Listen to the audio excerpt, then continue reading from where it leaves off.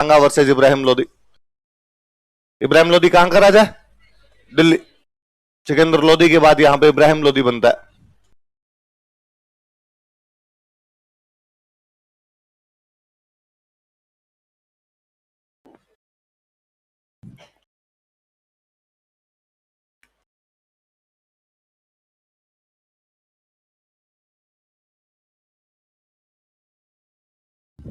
Battle of Khatauli, Kota के अंदर एक जगह पड़ती है खातोली, 1517 में।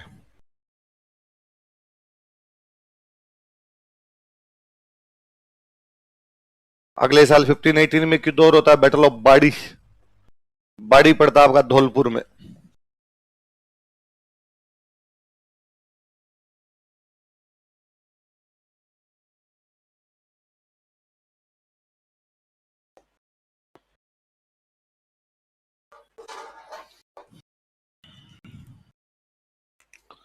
सांगा की दिल्ली की कौन से सुल्तान से लड़ाइयां और ये बताओ देखे?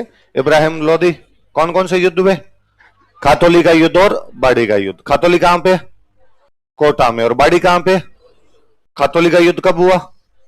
1517। और बाड़ी का युद्ध कब हुआ? 1518। एक साल के डिफरेंस में ना।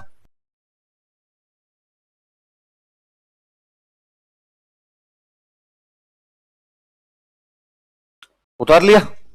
दोनों के अंदर सांगा जीता भाई। सांगा ने इब्राहिम लोदी को 2 युद्धों में रहा। कौन कौन से 2 युद्धों में रहा?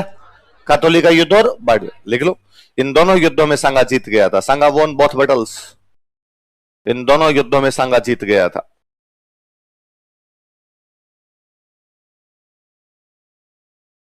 सांगा वॉन बोथ बैटल्स।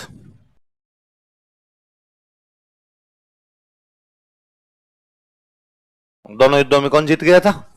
सांगा जीत गया था। कौन कौन से 2 युद्ध वापस बता दो एक बार? खातोली का युद्ध और बाड़ी। खातोली कहां पड़ता है? कोटा। बाड़ी कहां पे? खातोली कब हुआ है? 1517। और ये कब हुआ? 1518। किस किस के बीच की लड़ाइयां? इब्राहिम लोदी कहां का राजा? अब सांगा ने कहा मालवा वालों का, तुम आ जाओ इधर सीध में। मालवा का जो सुल्तान सांगा से लड़ने के लिए आया था उसका नाम है महमूद खिलजी। क्या नाम है? आप कहोगे सर ये तो कुंभा के टाइम था। तो वो भाई महमूद खिलजी फर्स्ट है, ये क्या मान लो आप, महमूद खिलजी सेकंड। हेडिंग डाल लो।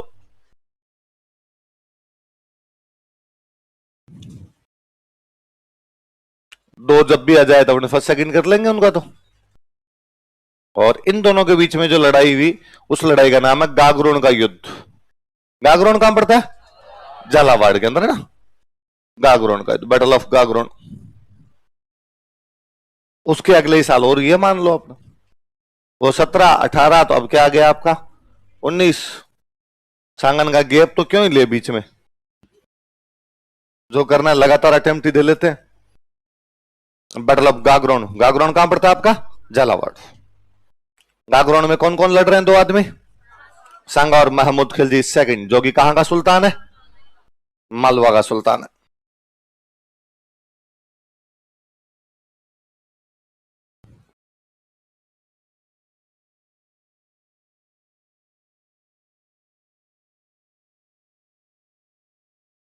लिखो युद्ध के कारण, कॉजेज ऑफ बैटल। गागरोन युद्ध के क्या कारण थे? युद्ध के कारण, कॉजेज ऑफ बैटल।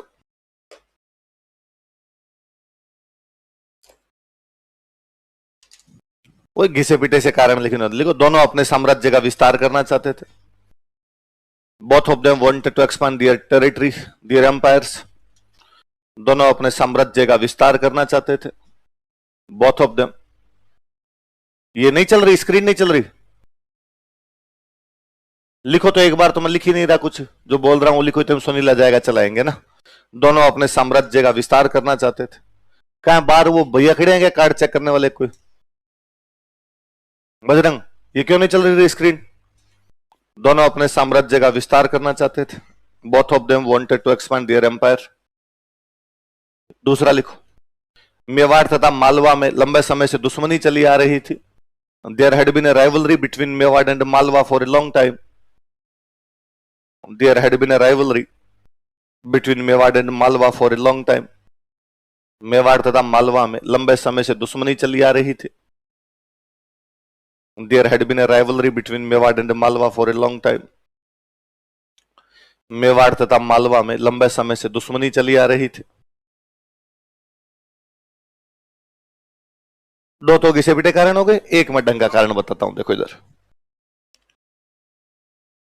ये मेवाड़, मेवाड़ के इधर टच करता हुआ आपको क्या लगता है? मालवा।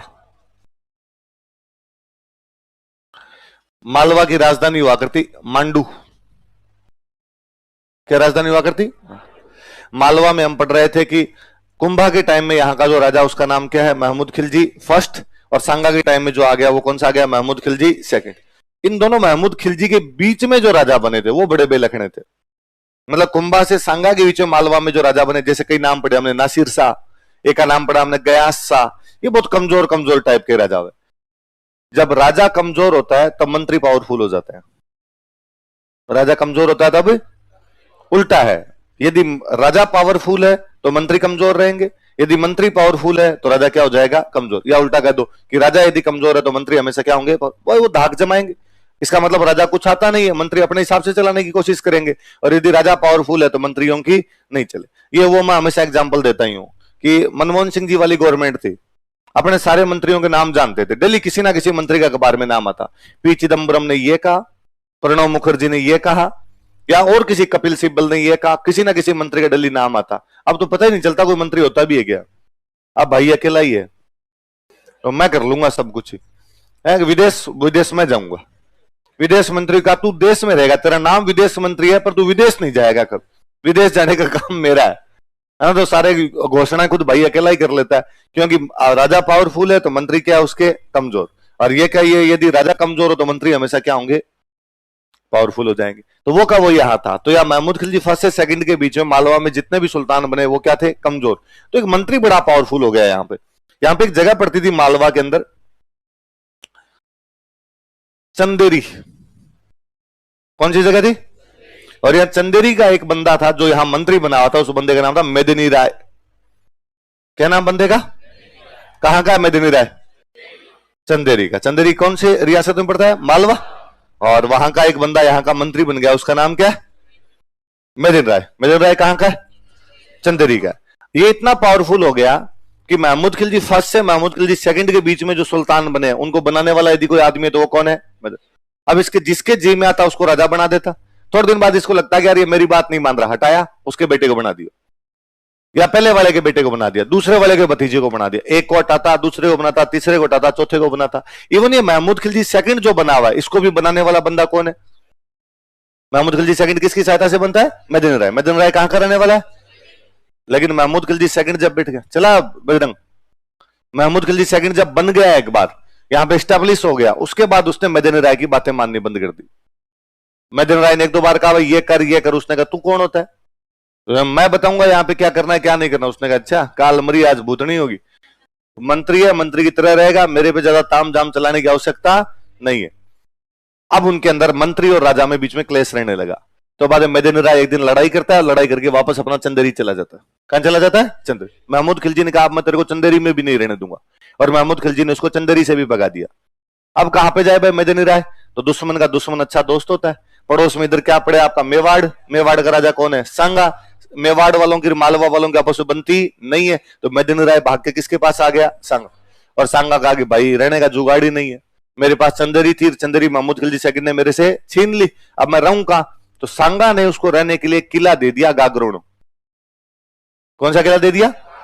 तो मेदिनी राय कहां पे जाके बैठ गया?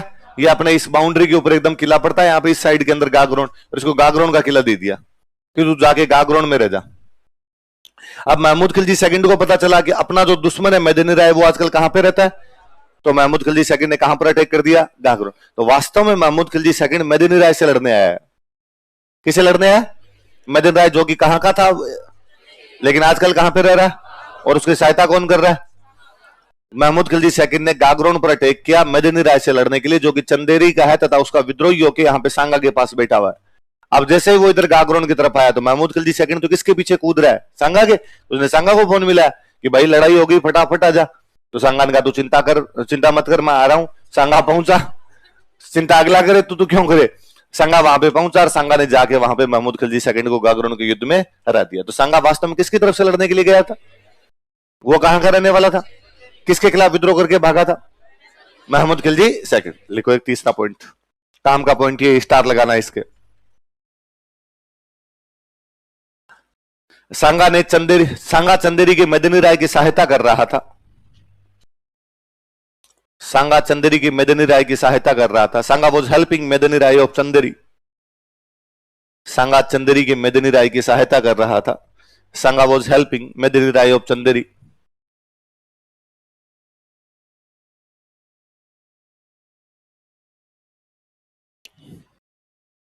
तथा यह महमूद खिलजी सेकंड का विद्रोही था।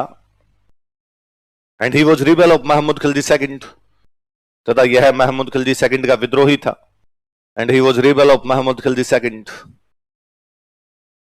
यह महमूद खिलजी सेकंड का विद्रोही था। And he was rebel of Mahmud Khilji second. इसी में कंटिन्यू कर लो। सांगा ने इसे गागरोन का किला दे दिया था। सांगा ने इसे गागरोन का किला दे दिया था। Sanga gave him Gagron fort. सांगा गेव हिम गागरोन फोर्ट। सांगा ने इसे गागरोन का किला दे दिया था। तो अब दिमाग में रहेगा भाई गागरोन में लड़ाई क्यों हुई है, समझ में आएगी बात। क्योंकि सांगा ने उसको गागरोन का किला दे रखा है और वो इन दोनों के बीच की वो दुश्मनी का कारण है, तो वहां फिर अटैक वही होगा। लड़ाई हुई, लड़ाई के अंदर सांगा जीत गया। तो महमूद खिलजी और सांगा के बीच कौन सा युद्ध होता है? गागरोन। कौन जीतता है इसमें? लिखो इस युद्ध, लाइन चेंज करके लिखना, कारण हो गए। इस युद्ध में सांगा जीत गया। सांगा वॉन दिस बैटल। इस युद्ध में सांगा जीत गया। सांगा वॉन दिस बैटल। सांगा के एक सेनापति हुआ करते जिनका नाम था हरिदास चारण। क्या नाम था? इन्होंने महमूद खिलजी सेकंड को गिरफ्तार कर लिया था और गिरफ्तार करके सांगा के दरबार में लाए। सांगा ने पूछा कौन है रे, किसको पकड़ लाए? ये महमूद खिलजी सेकंड है, भाग रहा था, हम पकड़ लाए। किसने पकड़ा? कि हरिदास चारण ने पकड़ा। सांगा ने कहा शाबाश मेरे चीते, आज के बाद मेवाड़ का राजा सांगा नहीं है, आज के बाद मेवाड़ का राजा हरिदास चारण है। मैं पूरा मेवाड़ हरिदास चारण को गिफ्ट करता हूं। हरिदास चारण ने कहा अरे साहब ऐसी क्या बड़ी बात कर दी आपने, मैं तो आपका सेनापति हूं, इतना बड़ा स्टेट ही मुझे दे दिया पूरा का पूरा। तो सांगा ने कहा चलो पूरा स्टेट नहीं रख सकते तो चलो मैं आपको 12 गांव देता हूं। कितने गांव देता हूं? तो सांगा ने कितने गांव गिफ्ट में दिए? किसको दिए? हरिदास चारण को। किसको दिए? क्योंकि हरिदास चारण ने किसको गिरफ्तार कर लिया था? महमूद खिलजी सेकंड। लिखो देख आंखों की पुतलियों को बड़ा करते हुए लिखो, हरिदास चारण ने महमूद खिलजी सेकंड को गिरफ्तार कर लिया था। हरिदास चारण अरेस्टेड महमूद खिलजी सेकंड। हरिदास चारण ने महमूद खिलजी सेकंड को गिरफ्तार कर लिया था।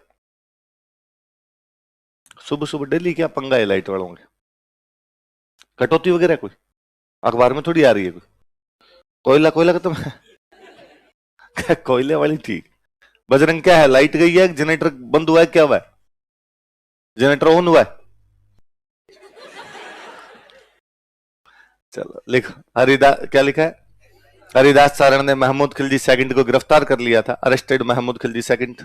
अतः सांगा ने उसे 12 गांव दिए थे। So Sanga gave him 12 village, या सांगा गिफ्टेड हिम 12 विलेज, ये लिखो। अतः सांगा ने उसे 12 गांव भेंट में दिए थे। सो सांगा गिफ्टेड हिम 12 विलेज।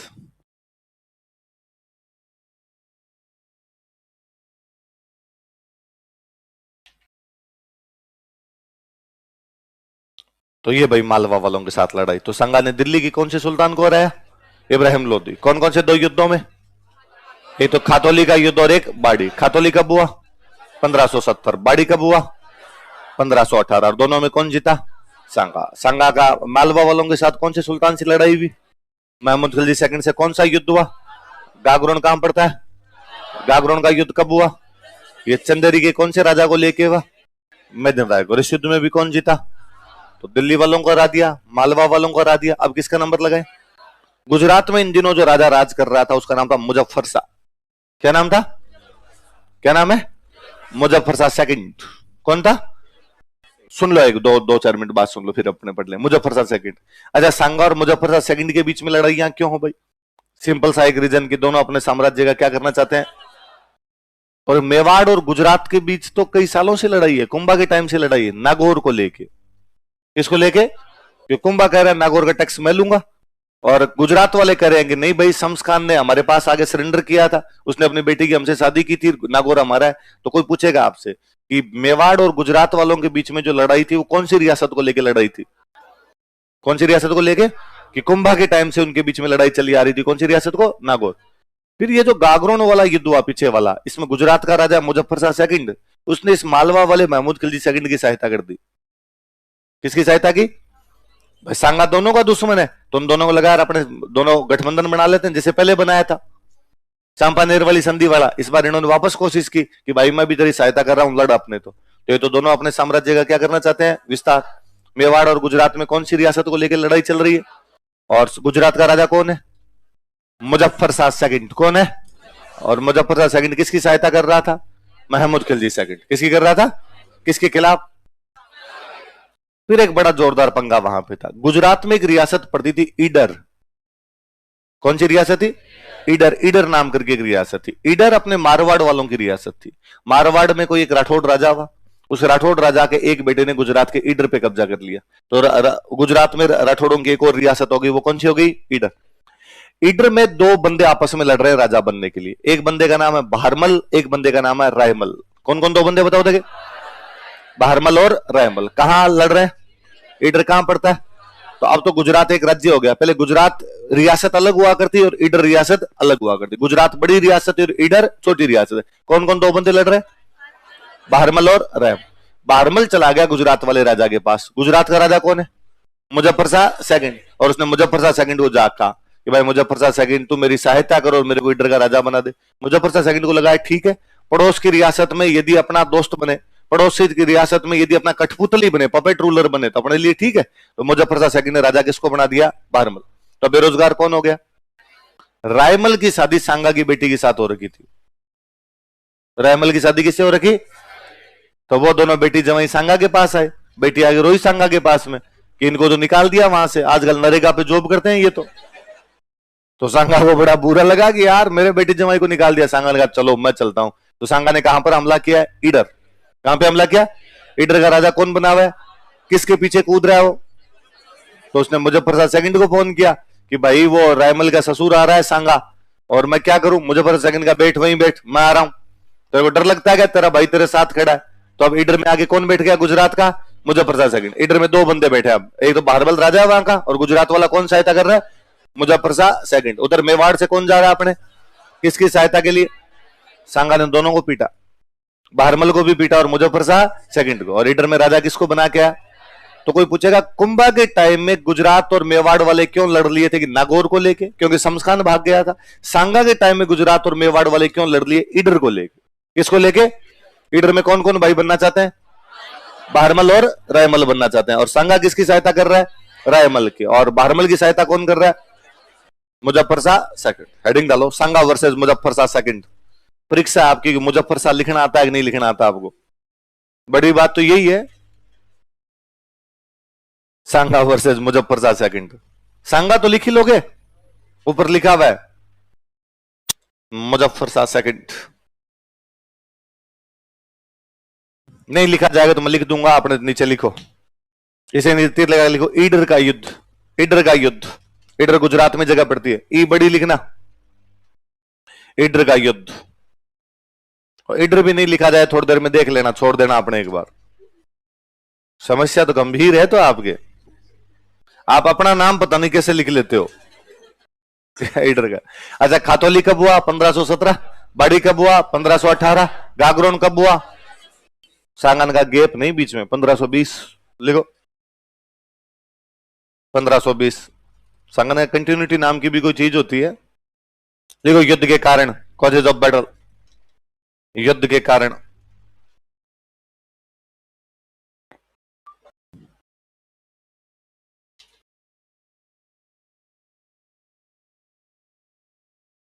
एक नंबर लगा के लिखो, दोनों अपने साम्राज्य का विस्तार करना चाहते थे। Both of them wanted to expand their empires. दोनों अपने साम्राज्य का विस्तार करना चाहते थे। Both of them wanted to expand their empire.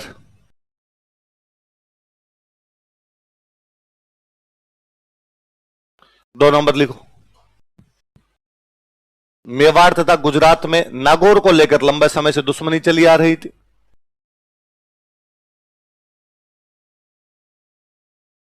Mewar तथा गुजरात में नागौर को लेकर लंबे समय से दुश्मनी चली आ रही थी। There had been a rivalry between Mewar and Gujarat for a long times regarding Nagaur.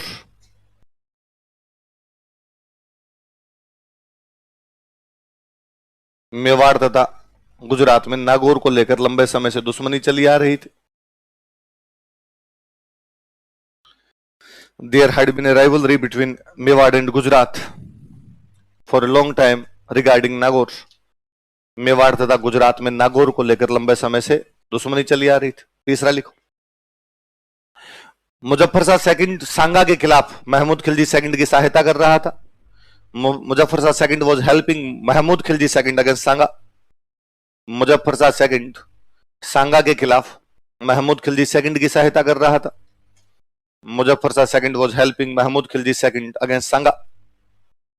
सांगा के खिलाफ महमूद खिलजी सेकंड की सहायता कर रहा था। मुजफ्फर शाह सेकंड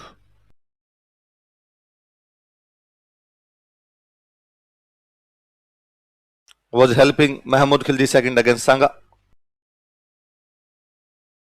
चौथा लिख लो, ईडर का उत्तराधिकार संघर्ष। ईडर का उत्तराधिकार संघर्ष, succession struggle of Idar. Idar का उत्तराधिकार संघर्ष, succession struggle of Idar.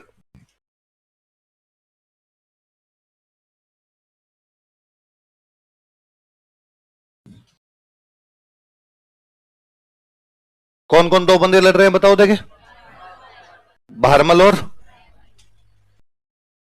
Raimal. Bharmal की सहायता कौन कर रहा था? मुजफ्फर शाह। मुजफ्फर शाह सेकंड कहां का राजा है? गुजरात का राजा। और रायमल की सहायता कौन कर रहा है?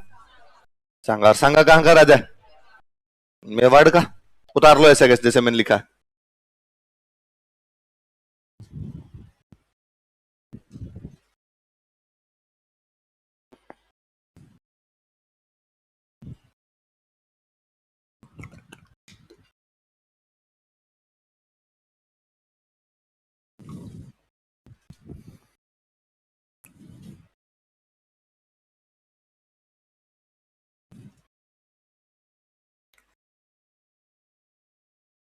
कौन कौन है बताओ देखे, भारमल और रायमल। भारमल की सहायता कौन कर रहा है? मुजफ्फर शाह सेकंड। और रायमल की कौन कर रहा है?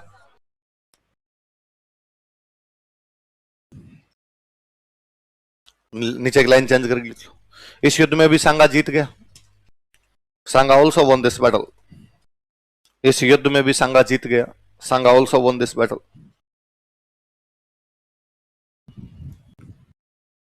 इस युद्ध में भी सांगा जीत गया। सांगा ऑल्सो वन दिस बैटल। तो सांगा किसको राजा बना के आ गया? रायमल। हालांकि रायमल थोड़े दिन बाद मर ही जाता है। रायमल मर गया तभी भारमल सांगा के पास आया। उसने कहा साहब मैं भी रिश्तेदार तो लगता ही हूं आपका, आपके जवाई का भाई भाई तो मैं भी लगता हूं, ऐसे क्या कर रहे हो आप? तो बाद में सांगा ने भारमल को राजा बना दिया था। किसको बना दिया था? तो पर जो भारमल रायमल की लड़ाई थी उसमें सांगा किसको सपोर्ट कर रहा था? तो सांगा दिल्ली के कौन से सुल्तान को हराता है? इब्राहिम लोदी। कौन कौन से युद्धों में? खातोली और बाड़ी। खातोली कब है? 1517। बाड़ी कब है? 1518। वो मालवा के कौन से सुल्तान को हराता है? महमूद खिलजी सेकंड। कौन से युद्ध में? गागरोन। गागरोन कहां पड़ता है? झालावाड़। कब हुआ था युद्ध? वो गुजरात के कौन से सुल्तान को हराता है? मुजफ्फर शाह सेकंड। कौन से युद्ध के अंदर? ईडर। ईडर कब हुआ? 1504 साल। आसपास की तीनों रियासतों को उसने ढंग से सल्टाया एकदम। अब न तो गुजरात की हिम्मत है, न मालवा की हिम्मत है, न दिल्ली की हिम्मत है। किसके खिलाफ लड़ाई करे? सांगा। अब सांगा आराम से बैठा हुआ, आपने आसपास वाली रियासतों का टंटा ही उसने क्या कर दिया? खत्म। इधर एक नया लफड़ा चल रहा है दिल्ली के अंदर। दिल्ली में इब्राहिम लोदी राजा है। राजा कौन है? ये लोदियों का तीसरा राजा है। इस लोदी वंश का स्थापना करने वाला बंदा था बहलोल लोदी। कौन था? ये लोदी अफगान थे। लोदी कौन थे? घोड़ों का व्यापार करते किसी टाइम में, धीरे धीरे राजाओं के सेनापति बने और सेनापति बनते बनते यहां के क्या बन गए? राजा। अफगानों के अंदर एक रूल था कि राजा वाजा कुछ नहीं होता, सारे बराबर है, सारे लोग बराबर है। बस ठीक है, एक बंदे को राजा घोषित कर दो पर उसकी भी उतनी पावर है जितनी पावर बाकी लोगों की।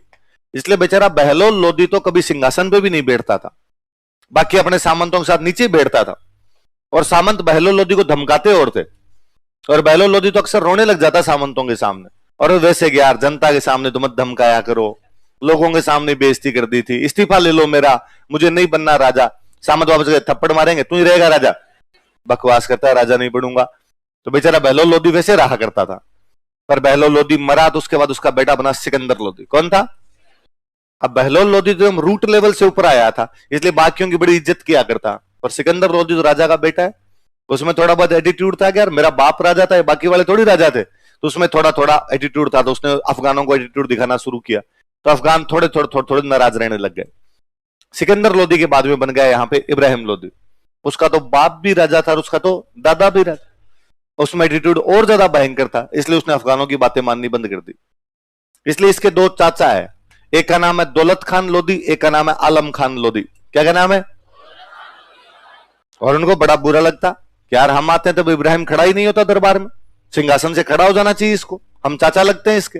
और इब्राहिम लोधी ने कहा कि चाचा वाचा कुछ नहीं, मैं राजा हूं, उल्टा मैं आता हूं तब तुम खड़े हो जाया करो दोनों, वरना गठिया का इलाज कर दूंगा मैं दोनों के तुम्हारे।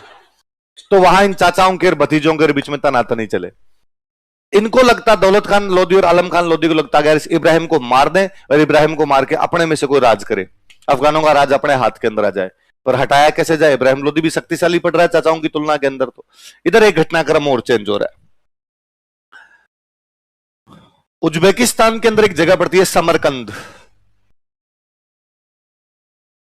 कौन सी जगह? कौन से देश में? उज्बेकिस्तान। उज्बेकिस्तान के इधर लगता हुआ अफगानिस्तान, अफगानिस्तान के आगे आपका पाकिस्तान, और पाकिस्तान के आगे अपना क्या आ जाए? इंडिया आ जाए। सीधा सा सिस्टम था। उज्बेकिस्तान है, ये अफगानिस्तान है, ये आज का जिसको पाकिस्तान कहते हो, और ये अपना क्या है? इंडिया। यहां उज्बेकिस्तान की राजधानी कौन सी है? समरकंद। समरकंद में एक बंदा राजा बनना चाहता है, बाबर। कौन राजा बनना चाहता है? इसको इसका चाचा पीट रहा है, इसका चाचा इसको वहां का राजा नहीं बनने दे रहा है। इब्राहिम लोधी अपने चाचाओं से परेशान है, बाबर अपने चाचा से परेशान है। उस चाचा ने इस इब्राहिम लोधी को इतना पीटा, भयंकर पीटा, कि उसको भगा ही दिया बेचारे को वहां से, बाबर को। और ये भाग के इधर अपने अफगानिस्तान वाली साइड में आ गया, और यहां किसी एक छोटे मोटे गांव के अंदर आके पड़ा हुआ था। ये फरगना। कौन से गांव में पड़ा? बाबर अफगानिस्तान काबुल के पास में कोई फरगना नाम का गांव है, उस फरगना नाम के गांव के अंदर उसने शरण ले रखी है, छोटा मोटा अपना राज्य स्थापित कर रखा है। और उसका सपना एक ही है, मुझे कब्जा कहां पर करना है? यार हमारा समरकंद हमारी राजधानी है बाप दादाओं की, वहां कब्जा करूंगा, चाचा क्यों बड़े मैं बनूंगा। इसलिए बाबर यहाँ फरगना से थोड़ा बहुत टैक्स वैक्स लेता, अपनी शक्ति बटोरता, समरकंद पे अटैक करता, चाचा फिर पीटता, वापस आ जाता। बाबर फिर हिम्मत करता, थोड़े दिनों में वापस जाता। थोड़े दिनों में बाबर की एक बात समझ में आई कि यार पार नहीं पड़ेगी, समरकंद पे तो अपने राज नहीं कर पाए, यदि समरकंद पे राज नहीं कर पाएंगे तो खाएंगे क्या? फरगना के अंदर तो कुछ होता ही नहीं, फरगना तो एकदम फरगना ही है, कोई ढंग की चीज ही नहीं है जहां से आप टैक्स ले सको। तो बाबर ने लूटपाट करनी शुरू कर दी, और बाबर ने अपने पाकिस्तान पे हमले किए। कहां पे हमले किए? उसने पाकिस्तान में 4 अटैक किए। ये पेशावर, लाहौर, बेहरा, बाजौर, पंजाब वाला जो इलाका था, इस पंजाब वाले इलाके में उसने अटैक करने शुरू किए। क्योंकि अपने वाले पंजाब में जब इतनी अच्छी फसलें हैं, तो पाकिस्तान वाला पंजाब और हरा भरा है, उसमें जब भाई सारी नदियां तो उधर ही जा रही है, 500 की 500, अपने पास तो बची नहीं है नदियां। तो पाकिस्तान वाले पंजाब में वाकई बहुत अच्छी फसलें होती है, इसलिए पाकिस्तान वाले पंजाब पे अटैक करता, किसानों से लूटपाट करता, और लूटपाट करके हाथों हाथ भाग जाता। मतलब आया, कोई 5-7 थप्पड़ मारे किसी के, उसे रुपए लिए और रुपए लेके भाग गया। कई दिन फरगना में बैठे बैठे खाए, थोड़ी बहुत हिम्मत करके वापस समरकंद की तरफ गया, चाचा से वापस मार खाई, वापस फरगना आ गया, फिर पाकिस्तान की तरफ अटैक किया, फिर टैक्स लेके गया। ऐसे इसने 4 हमले कर लिए। कितने हमले कर लिए? अपनी कंडीशन अलग, अपने दिल्ली के अंदर बैठा हुआ इब्राहिम लोधी, और इब्राहिम लोधी को 2 आदमी उसके चाचा हटाना चाहते हैं, दौलत खान लोधी और आलम खान लोधी, पर उनकी अकेले पार। उन लोगों ने इस बाबर से कांटेक्ट किया कि क्या रे बाबर, क्या छोटे छोटे हमले करता रहता है, या पेशावर, भेरा, बाजौर पे आता है, थप्पड़ मार मार के वापस भाग जाता है, थोड़ा बड़ा कर यार कुछ, इंडिया की तरफ आ, और इंडिया की तरफ आके तेरे को ज्यादा धन दिलवाते हैं, इब्राहिम लोधी से लड़ तू। तो उसने कहा यार उधर चाचा पीट रहा है, इधर इब्राहिम लोधी ने पीट दिया, तो मैं तो ठीक है यार, बीच के अंदर ही थोड़ा बहुत जो मिलता है ले लुआ के मेरा भाग जाता हूं, कहा हम तेरे साथ है। और बाबर को हौसला मिला कि अफगानों की सेना में खुद में ही फूट है, यदि खुद के अंदर फूट है तो मुझे चल लेना चाहिए। तो वो पंजाब क्रॉस कर लेता है, पंजाब पे अटैक कर रहा था, पंजाब क्रॉस करता है, पंजाब क्रॉस करके जैसे इंडिया के अंदर घुसा, तो इब्राहिम लोधी की आंखें खुली कि यार वो इंडिया की तरफ आ रहा है, अपनी तरफ आ रहा है इधर। तो इब्राहिम लोधी ने पूछा भाई तू इधर कैसे आ रहा है, तू हमारा पंजाब कैसे क्रॉस कर गया? तो उसने कहा पंजाब छोड़ मैं तो दिल्ली आऊंगा। तो इब्राहिम लोधी बेचारा दिल्ली से बाहर निकलता है, वो इधर पंजाब से आ रहा है, ये इधर दिल्ली से जा रहा है, तो बीच में आएगा आपका हरियाणा। तो हरियाणा में एक जगह पड़ती है पानीपत। कौन सी जगह? तो बाबर और इब्राहिम लोदी के बीच में होता है पानीपत का पहला युद्ध। कौन सा युद्ध होता है? पहला पानीपत का पहला। मैंने कभी ये पहले भी बताई होगी कि मुसलमान राजा कभी खुद युद्ध करने जाते ही नहीं थे, हमेशा उनकी सेना ही लड़ा करती थी, वो केवल पीछे बैठ के नजारा ही देखते थे। वो बताते भाई तू ऐसे लड़ ले, तू ऐसे लड़ ले, अब तू जा, अब वापस आजा, बाहर आजा, तू आगे जाके लड़ ले। वो केवल डिक्टेट ही किया करते पीछे से। पर इस बार इब्राहिम लोदी घिरा हुआ था, क्योंकि इब्राहिम लोदी के चाचा ने उसके खिलाफ है, इसलिए इब्राहिम लोदी बेचारा खुद लड़ने के लिए जाता है। इसलिए अपने भारत के मुसलमान राजाओं में इब्राहिम लोदी एकमात्र राजा जो युद्ध में लड़ता हुआ मारा गया था। वो पानीपत के पहले युद्ध में मर ही जाता है। पानीपत के पहले युद्ध में मर गया लड़ता हुआ, तो बाबर ने अपने दिल्ली और आगरा पे कब्जा कर लिया। कहां कब्जा कर लिया? दिल्ली और आगरा। लोदियों के पास में दो जगह थी बड़ी, एक तो दिल्ली थी, एक उनकी राजधानी कौन सी थी? आगरा। तो लोदियों ने आगरा को राजधानी बना लिया था, पर दिल्ली भी इनका बड़ा केंद्र था। दिल्ली आगरा पे दोनों कब्जा कर लिया। बाबर के और दौलत खान लोदी और इब्राहिम आलम खान लोदी वाली डील ये थी कि तू इब्राहिम लोदी को मारेगा, इब्राहिम लोदी को मार के दिल्ली आगरा को लूटेगा, जितना धन मिलेगा वो धन लेके तेरे वापस चला जाएगा और हम यहां पे करेंगे राज। तो बाबर को लगा कि ठीक है यार, पंजाब पर जब हमला करते हैं तो मान लो रुपए मिलते हैं 5,000, 10,000, 20,000 मिल जाते हैं अपने को। इंडिया जाएंगे तो अपने को रुपए मिल जाएंगे लाख, 1.5 लाख, 2 लाख मिल जाएंगे, तो अपने लेके आएंगे, कई दिन तक अपना जुगाड़ सही चलता रहेगा। पर जब वो यहाँ दिल्ली और आगरा आया तो उसको लगा यार लाख 2 लाख छोड़ो, यहाँ तो करोड़ों में पड़ा है। उसकी नीयत बदल गई। उसने दौलत खान और आलम खान लोधी को, नहीं जा रहा मैं इधर ही हूं अब। तो अपनी डायरी में लिखता है उस दिन, अब हमें काबुल की गरीबी फिर नहीं चाहिए। अब हमें काबुल की गरीबी। इतने रुपए मिले उसे दिल्ली और आगरा में, इतने भयंकर रुपए मिले कि उसने काबुल के हर आदमी को एक एक चांदी का सिक्का दिया। इतना धन पड़ा था यहां लोदियों के बाद दिल्ली और आगरा, और उसने जाने से मना कर दिया। तो वो कहां पे आके बैठ गया? आपके दिल्ली और आगरा। अपने राजस्थान का राजा है सांगा। राजस्थान में कौन है? आगरा के पास में अपने भरतपुर वाली साइड के अंदर एक किला पड़ता है बयाना। कौन सा किला पड़ता है? बाबर जब ये आगरा के आसपास वाली धरती जीतता है तो बयाना के किले पे कब्जा कर लेता है। कौन से किले पे कब्जा कर लेता है? तो सांगा के यहां चित्तौड़ बैठे बैठे दिमाग में अच्छा बयाना की तरफ आ गया, आगरा तक बैठा था तो ठीक है, तू यदि बयाना था तो बयाना तो राजस्थान की बाउंड्री शुरू हो जाती है, इसका मतलब तू हमारी तरफ आने की कोशिश कर रहा है। तो सांगन का रुक, मैं आ रहा हूं। तो सांगा बयाना पर हमला कर देता है। कहां पर हमला कर देता है? बयाना का किला जो था, इस टाइम बाबर ने अपने एक सेनापति को दे रखा, उस सेनापति का नाम है मेहंदी ख्वाजा। क्या नाम है सेनापति का? मेहंदी ख्वाजा नाम का एक सेनापति है। इस मेहंदी ख्वाजा को ये किला दे रखा है। तो मेहंदी ख्वाजा ने जब सांगा इधर से रवाना हुआ, उसने बाबर के पास समाचार किया कि भाई बाबर, वो सांगा नाम का मेवाड़ का राजा है, वो उधर से चल के आ रहा है बयाना पे कब्जा करने के लिए, तू बता क्या करना है? किला खाली करें, लड़े? हम तो कम है, सांगा की सेना बड़ी है। तो बाबर ने कहा चिंता मत कर, मैं एक सेना और भेज रहा हूं। और बाबर ने एक सेना और भेज दी। उसका सेनापति था सुल्तान मिर्जा।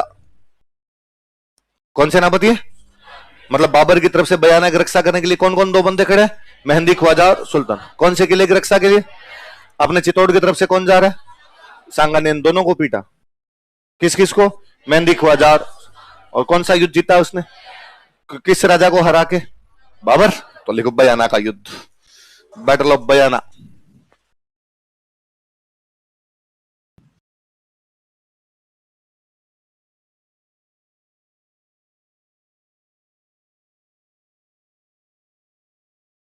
सोलह फरवरी 1527, वैलेंटाइन डे के ठीक 2 दिन बाद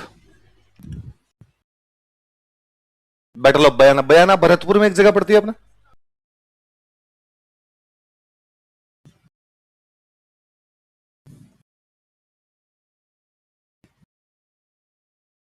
सांगा वर्सेस बाबर।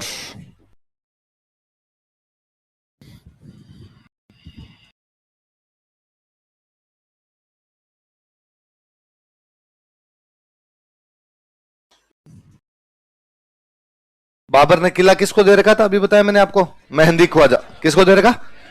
नीचे लिखो, एक लाइन लिखो। इस समय बयाना का किला मेहंदी ख्वाजा के पास था। This time Bayana fort was under control in Mehdi Khwaja. इस समय बयाना का किला मेहंदी ख्वाजा के पास था। This time Bayana fort was under control in Mehdi Khwaja.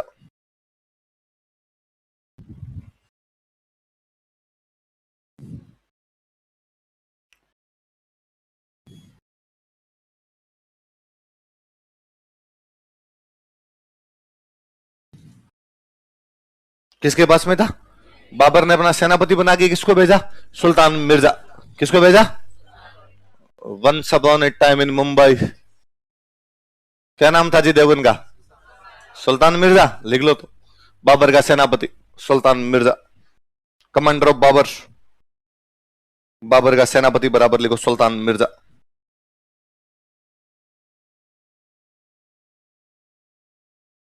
Babar का सेनापति सुल्तान मिर्जा।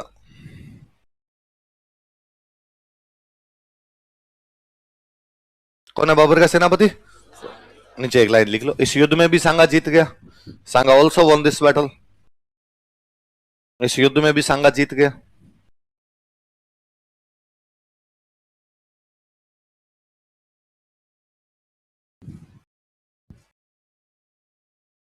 अब बयाना के किले, और बयाना किले पे किसका कब्जा हो गया? सांगा।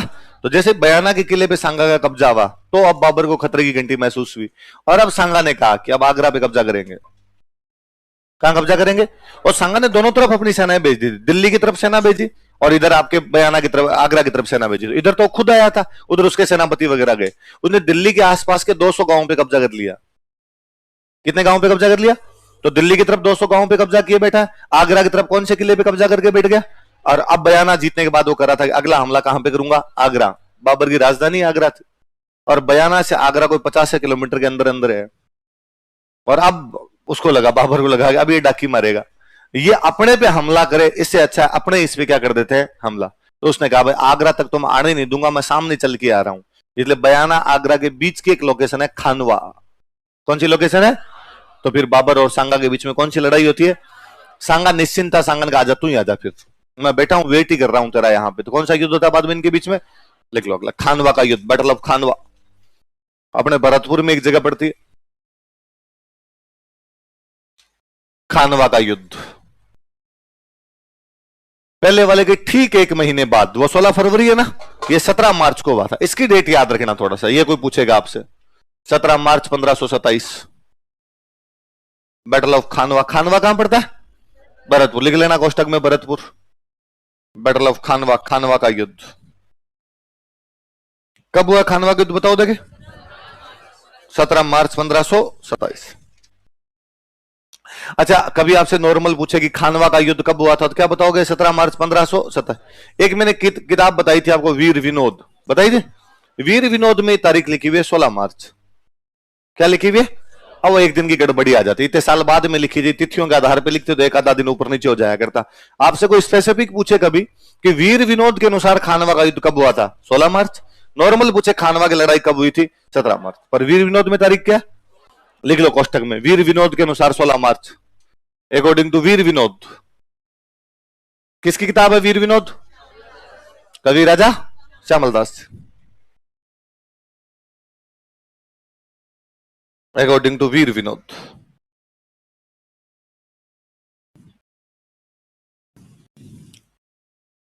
लिख लो खानवा के युद्ध में सांगा वर्सेस बाबर।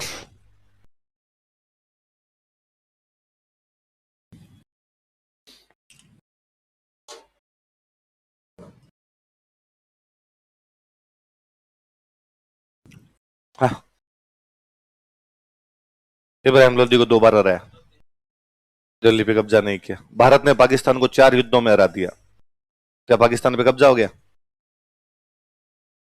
हुआ कब्जा? नहीं हुआ, खत्म बात। हराने का मतलब कब्जे नहीं होते। हाँ हाँ, लिखो कारण, लिखो युद्ध के कारण। युद्ध के कारण पहले एरिया इतने दूर दूर हुआ करते कि चित्तौड़ बैठ के दिल्ली पे कंट्रोल हो नहीं सकता, इसलिए समझते थे इस बात को, इसलिए टैक्स वैक्स लेके छोड़ देते, चुपचाप उधर बैठा रहे, इधर आने की कोशिश मत कर। आसपास के गांवों तक कब्जे कर लिया करते, वहां से टैक्स लेके आ जाया करते थे। कि पता था कि यार चित्तौड़ बैठ के दिल्ली कंट्रोल कैसे होगा, चित्तौड़ पे बैठ के आगरा पे कंट्रोल कैसे करेंगे। मैं तो सांगा को, तो मुझे और लगता है कि सांगा पे तो बड़ा यूं पढ़ा जाना चाहिए कि कितना साम्राज्यवादी राजा है कि चित्तौड़ से खानवा का तो कोई सीधा रूट भी नहीं है। मैं हमेशा हंसता हूं कि किसी मेवाड़ी ने अपनी पूरी जिंदगी में भरतपुर नहीं देखा होता, और भरतपुर वालों का चित्तौड़ से कोई लेना देना नहीं है। ये हमारा तो कहता साम्राज्यवादी राजा हुआ जिसने दिल्ली के आसपास तक और चित्तौड़ तक हमले कर दिए थे। इससे पहले वालों ने तो कभी किए ही नहीं थे ऐसे हमले। बाड़ी धौलपुर में है। बाड़ी कहां पड़ता है? ये वहां जाके इब्राहिम लोदी को पीट के आया। मेरे एक फ्रेंड है राजसमंद के, मेरे रूममेट है, कॉलेज लेक्चरर का एग्जाम था तो उनका सेंटर आया भरतपुर। मैं शाम को रूम गया तो मैंने पूछा रहे वो आगे सेंटर वेंटर आगे कहाँ है आपका? तो उन्होंने कहा यार मरा दिया यार। क्यों? वो भरतपुर टिकाया यार मेरे को ले जाके। अब आरपीएस आजकल वो कहते सेंटर इधर उधर चेंज कर देती है। तो मैंने क्या दिक्कत है भरतपुर? उन्होंने कहा यार दिक्कत कैसे नहीं है, कोई जान न पहचान नई जगह भेज दिया यार। इनको यदि सेंटर चेंज करने थे, मैं उदयपुर का हूं, उदयपुर नहीं देते मेरे को सेंटर, जयपुर दे देते। जयपुर नहीं दिया जोधपुर दे देते, अजमेर दे देते, बीकानेर दे देते। यार भरतपुर ही मिला इनको, कोई अपनी जान पहचान नहीं है वहां पे। तो मैंने कहा यार जान पहचान वाली बात तो छोड़ो, आजकल तो अब सब जगह ही जान पहचान होती है और अपने साथ इतने लोग पढ़े हुए तो कोई ना कोई अपना फ्रेंड भरतपुर में है ही, फोन कर लेंगे। और फिर यदि नहीं है तो आजकल होटल वोटल इतने होते हैं यार, जाके कहीं रुक जाना, रात रात एग्जाम, रात रात रुकना, सुबह एग्जाम देगा वापस आ जाना। तो मैं फिर उनको हंसने लग गया। अरे मैं ये तो छोड़ो, ये तो प्रकृति ने आपको मौका दिया है कि आपसे पहले मेवाड़ से कोई भरतपुर गया था, वो सांगा ही था। सांगा के बाद में कोई मेवाड़ी दोबारा भरतपुर पे नहीं गया था। तो आपको मौका है एक बार वापस आप खानवा जाके आओ, ताकि मेवाड़ी देखें सही कि खानवा क्या है क्या चीज नहीं है। तो आज की हालात है, आज भी कोई बंदा भरतपुर के बारे में मेवाड़ वाला सीधे तौर पर नहीं जानता। ये आदमी वहां चला गया लड़ने के लिए, बड़ा गजब साम्राज्यवादी राजा था। और उस युद्ध के अंदर, उस युद्ध में भी इनकी प्लानिंग बड़ी शानदार थी कि ये इन अफगानों को अपनी साइड में मिला लेता है। इब्राहिम लोदी का छोटा भाई था महमूद लोदी। कौन था? तो वो तो इस खानवा वाले युद्ध से पहले सांगा के पास ही आ गया था। उसने सांगा को कहा कि भाई हम तेरी सहायता करेंगे। सांगा ने कहा ठीक है, यदि हम जीत गए तुम्हें आगरा दे देंगे। जीत गए तो क्या दे देंगे? क्योंकि वो जानता है कि भाई मैं चित्तौड़ बैठ के आगरा पे कंट्रोल कर नहीं सकता, इससे अच्छा लोदियों को आगरा वापस दे दूं और लोदियों को क्या बना लूं, मेरा दोस्त बना लूं, सामंत बना लूं मेरा। तो वो खानवा में लड़ने के लिए गया हुआ वहां पे। किससे? बाबर से। लिखो युद्ध के कारण। एक नंबर लिखो, दोनों अपने साम्राज्य का विस्तार करना चाहते थे। Both of them wanted to expand their empire. दोनों अपने साम्राज्य का विस्तार करना चाहते थे। भाई बाबर तो करना चाहता ही है, इसलिए अफगानिस्तान से चला के इंडिया आ गया। सांगा खुद भी कम नहीं है, चित्तौड़ से चला के आगरा जा रहा है। दोनों अपने साम्राज्य का विस्तार करना चाहते थे। Both of them wanted to expand their empire.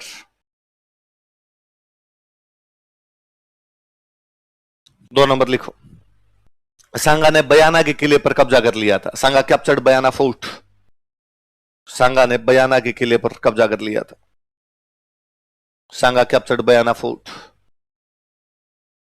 बयाना के किले पर कब्जा कर लिया था, अभी बताया था मैंने, बयाना के किले पर कब्जा कर लिया था। अभी मैं एक बात और बता रहा था कि सांगा ने दोनों साइड में सेना भेजी थी अपनी, बयाना की तरफ भी, मतलब इधर आगरा की तरफ भी, और दिल्ली की तरफ उसकी सेना कितने गांवों पर कब्जा कर लेती है? 200 गांवों से टैक्स लेके आती है। लिखो, सांगा ने दिल्ली के आसपास के 200 गांवों पर अधिकार कर लिया था। सांगा कैप्चर्ड 200 विलेज नियर दिल्ली। सांगा ने दिल्ली के आसपास के 200 गांवों पर अधिकार कर लिया था। सांगा कैप्चर्ड 200 विलेज नियर दिल्ली। अच्छा, बाबर भारत में किसको हरा के अपना शासन स्थापित कर रहा है? अफगानों कर रहा है। अफगानों कौन से नेता को उसने मार दिया? इब्राहिम लोदी। अब इब्राहिम लोदी का छोटा भाई है, उसका नाम है महमूद लोदी। क्या नाम है? और वो किसकी शरण में बैठा हुआ है? वही दुश्मन का दुश्मन अच्छा दोस्त होता है। लोदियों का नया नया दुश्मन कौन बनाया? बाबर। तो लोदियों ने किसकी सहायता करनी शुरू कर दी? लिखो, 4 नंबर लिखो, सांगा अफगानों के नेता महमूद लोदी के साथ गठबंधन बना रहा था। सांगा अफगानों के नेता महमूद लोदी के साथ गठबंधन बना रहा था। Sanga was making an alliance with Afghan leader Mahmud Lodi. कॉस्टम लिख लेना, इब्राहिम लोदी का भाई। सांगा अफगानों के नेता महमूद लोदी के साथ गठबंधन बना रहा था। Sanga was making an alliance with Afghan leader Mahmud Lodi. Sanga अफगानों के नेता महमूद लोदी के साथ गठबंधन बना रहा था। Sanga was making an alliance with Afghan leader Mahmud Lodi. अफगानों के नेता महमूद लोदी के साथ क्या बना रहा था? गठबंधन बना रहा था। कौन? सांगा। किसके साथ में? महमूद लोदी। महमूद लोदी किसका नेता बना हुआ? अफगानों का। वो किसका भाई है? इब्राहिम तो मर गया। इब्राहिम मर गया तो अफगानों का नेता अब कौन बन गया? और अफगानों को भी लगता है दिल्ली और आगरा हमारे, इस पे कब्जा क्यों करके बैठा भाई ये आपका? बाबर क्यों किए बैठा? तो अपनी सहायता कौन कर सकता है? सांगा। पढ़ो देखे चारों कारण एक बार वापस।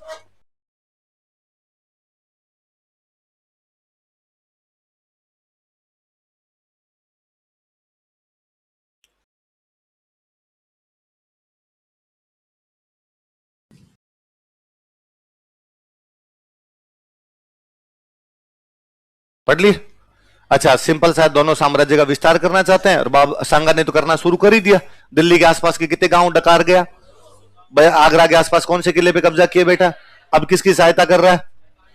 महमूद लोदी। वो अफगानों का रहा है कि तुम्हें मैं राज्य दिला दूंगा। इसका मतलब क्या है कि बाबर को हरा देंगे और क्या है।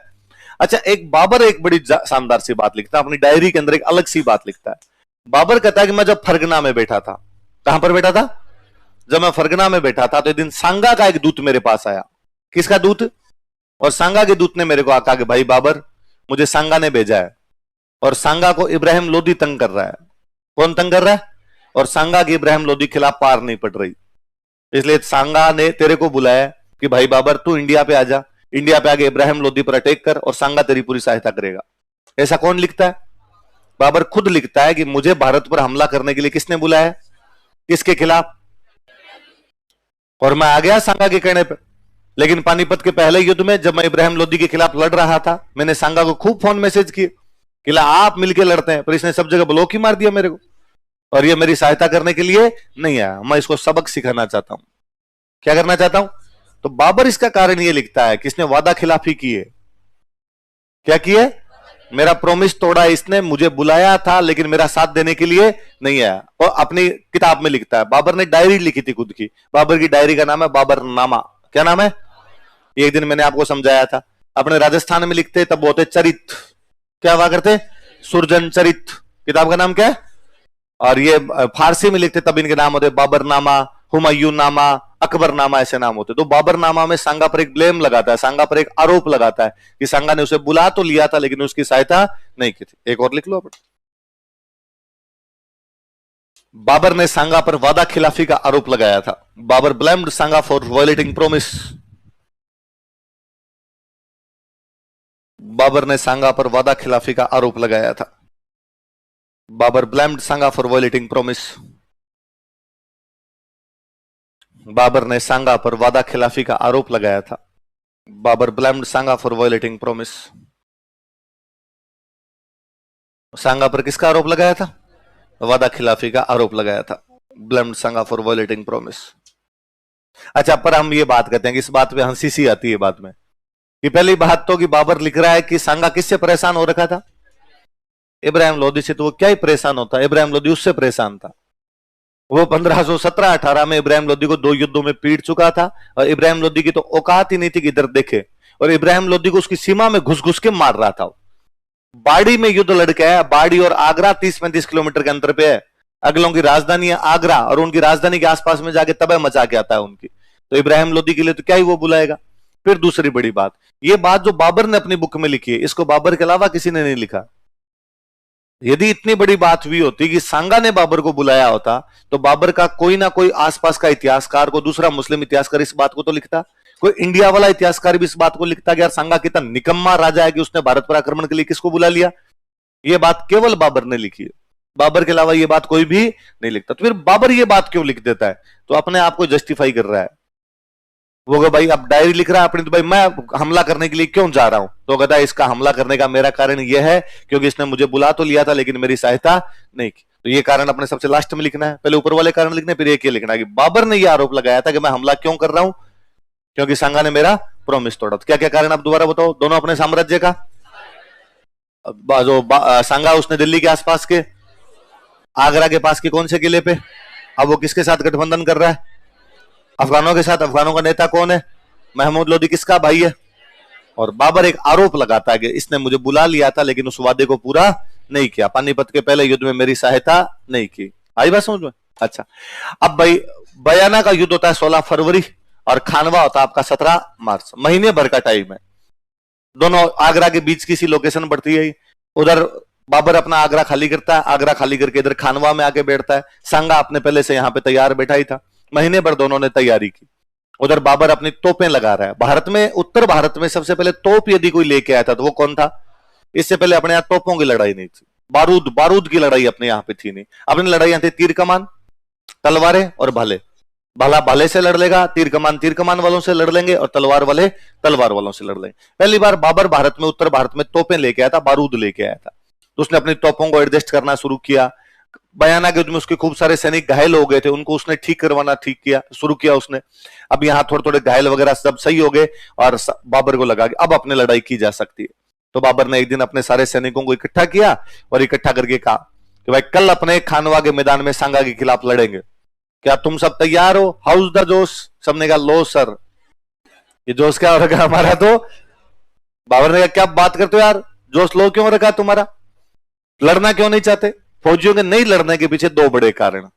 एक कारण तो यह था कि बाबर जब वहां से आया था, काबुल से आया था, फरगना से आया था भारत पर हमला करने के लिए, तब फौजियों को यह कह के लाया था कि अपने इंडिया चलेंगे, खूब सारा धन मिलेगा, लूटपाट मचाएंगे वहां पे, तो लूटपाट में आपको धन मिल जाएगा और इंडिया से तुम्हें लड़कियां दिला के लाऊंगा।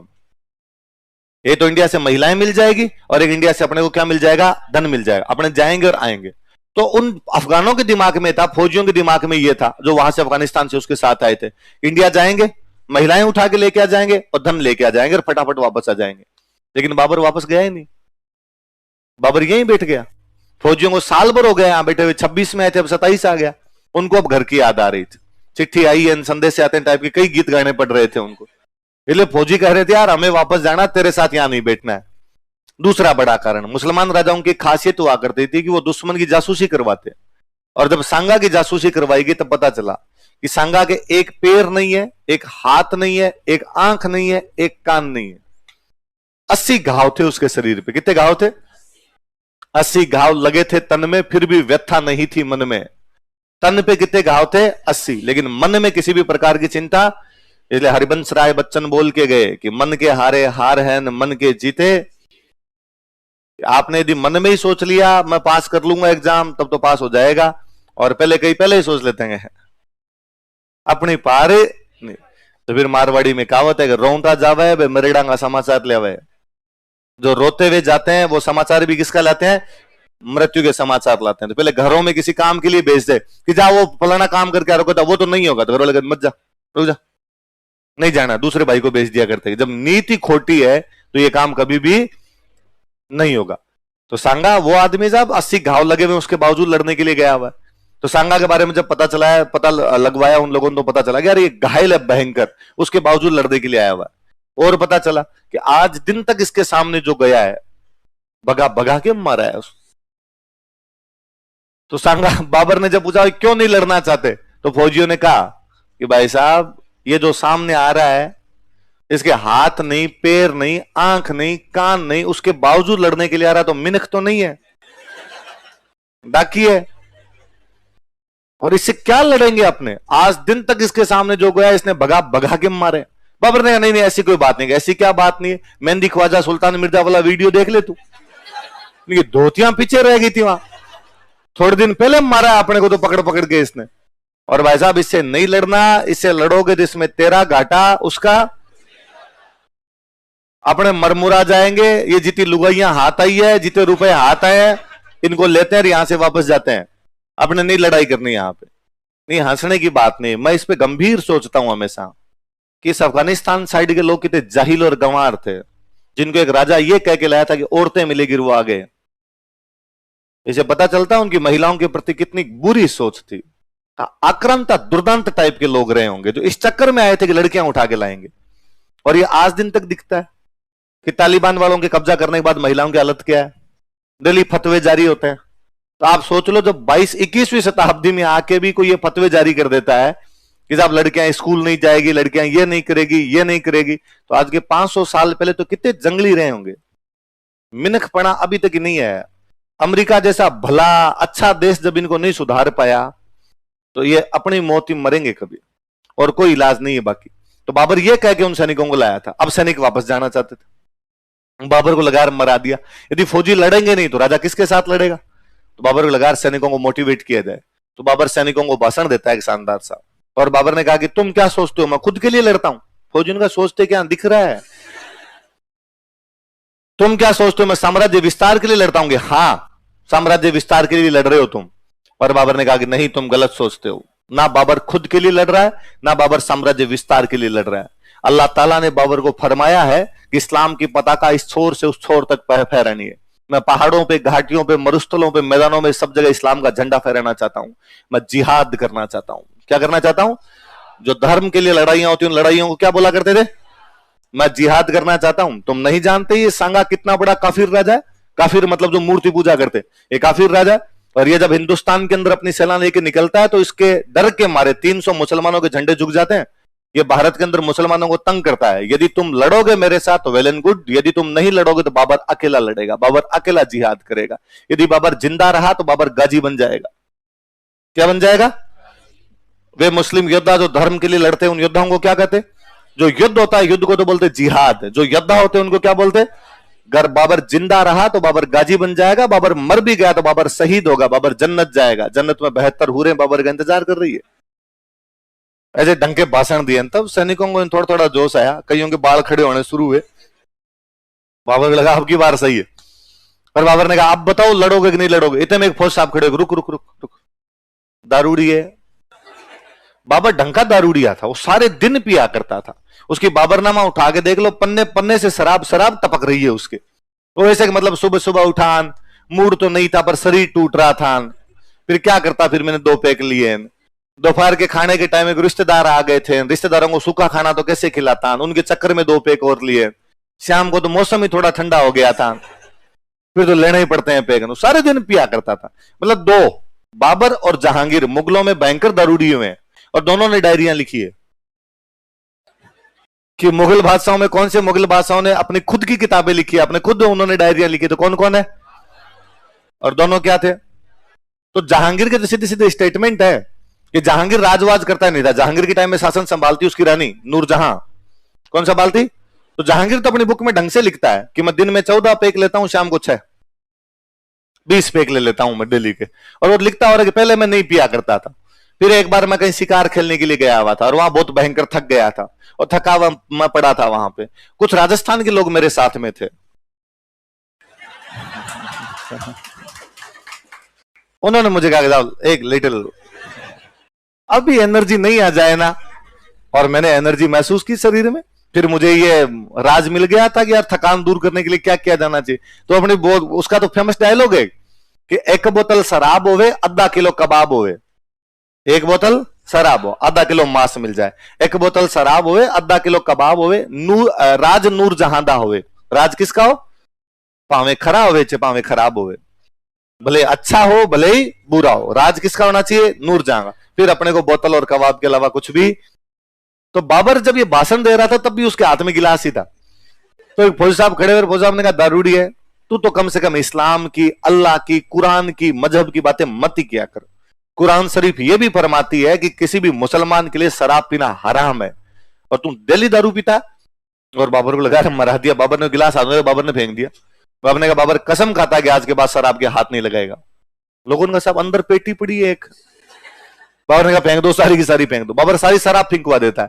बाबर ने कहा आप बताओ तुम तैयार हो कि नहीं हो? इतने में एक फौज साहब और खड़े, साहब लास्ट बात और, अल्लाह ताला ये भी फरमाते हैं, कुरान ये भी कहती है कि मुसलमान व्यापारियों से टैक्स नहीं लेना चाहिए। कोई भी मुसलमान राजा मुसलमान व्यापारियों से टैक्स नहीं। और बाबर एक टैक्स लिया करता था, तमगा। कौन सा टैक्स लेता? और तू तमगा लेता है यार मुस्लिम व्यापारियों से। और बाबर ने कहा कि बाबर कसम खाता है कि आज के बाद किसी भी मुस्लिम व्यापारी से टैक्स। बाबर इस युद्ध से पहले 3 घोषणा करता है कि कल युद्ध नहीं है, कल क्या है? मैं आज के बाद क्या नहीं पीऊंगा, और मैं मुस्लिम व्यापारियों से क्या नहीं लूंगा। लाइन छोड़ के लिखो, कारण हो गए, लाइन छोड़ के लिखना। इस युद्ध से पहले, बिफोर दिस बैटल, इस युद्ध से पहले, बिफोर दिस बैटल,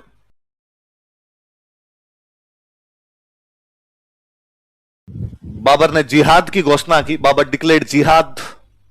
धर्म के लिए जो लड़ाइयां होती उनको क्या बोला करते थे? जिहाद।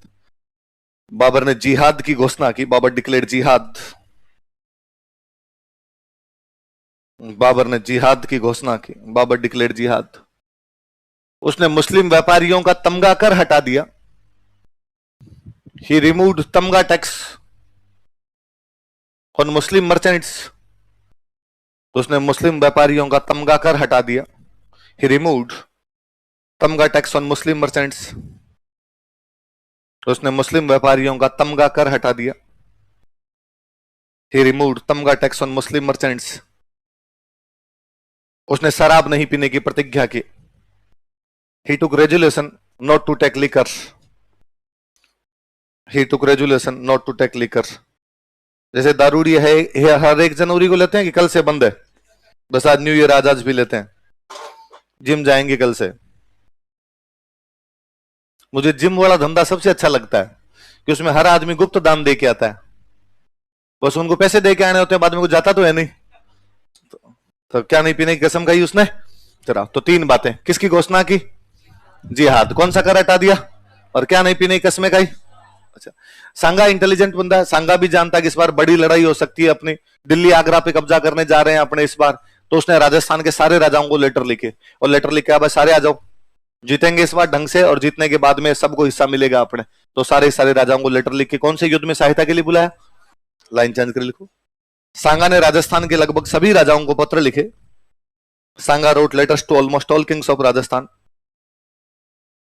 सांगा ने राजस्थान के लगभग सभी राजाओं को पत्र लिखे। Sanga wrote letters to almost all kings of Rajasthan.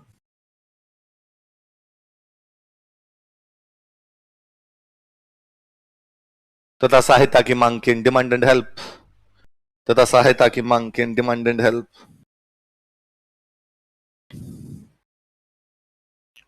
सहायता की मांग की। ये जो लेटर लिखने की प्रक्रिया हुआ करती थी, इसको अपने उस टाइम बोला करते थे पाती परवन। क्या बोलते थे? तो ये जो लाइन लिखी, इसकी कोष्टक में लिख लो पाती परवन। चिट्ठी पत्री नहीं बोलते लेटर को, और लेटर को परवाना भी कहा करते थे, तो पाती परवन शब्द वहीं से आ गया आपने। तो कोई पूछेगा भाई कौन से युद्ध से पहले सांगा ने पाती परवन किया था? तो कौन से युद्ध से पहले? खानवा। पाती परवन का मतलब लेटर भेजना। ऊपर ये लिखा हमने, लेटर भेजे। अब सांगा की सहायता करने के लिए कौन कौन गए थे, मैं एक लंबी चौड़ी लिस्ट बना रहा हूं, उतारिए आप, याद नहीं करने के लिए उतार लीजिए, अपने आप याद हो जाएंगे धीरे धीरे। पर एक बार लिखिए। अपने यहां से शुरू करते हैं जहां पर अपने बैठे हुए, जयपुर। जयपुर को तब बोला करते थे आमेर। क्या बोलते थे? आमेर से गया था राजा, जो गया उसका नाम था पृथ्वीराज।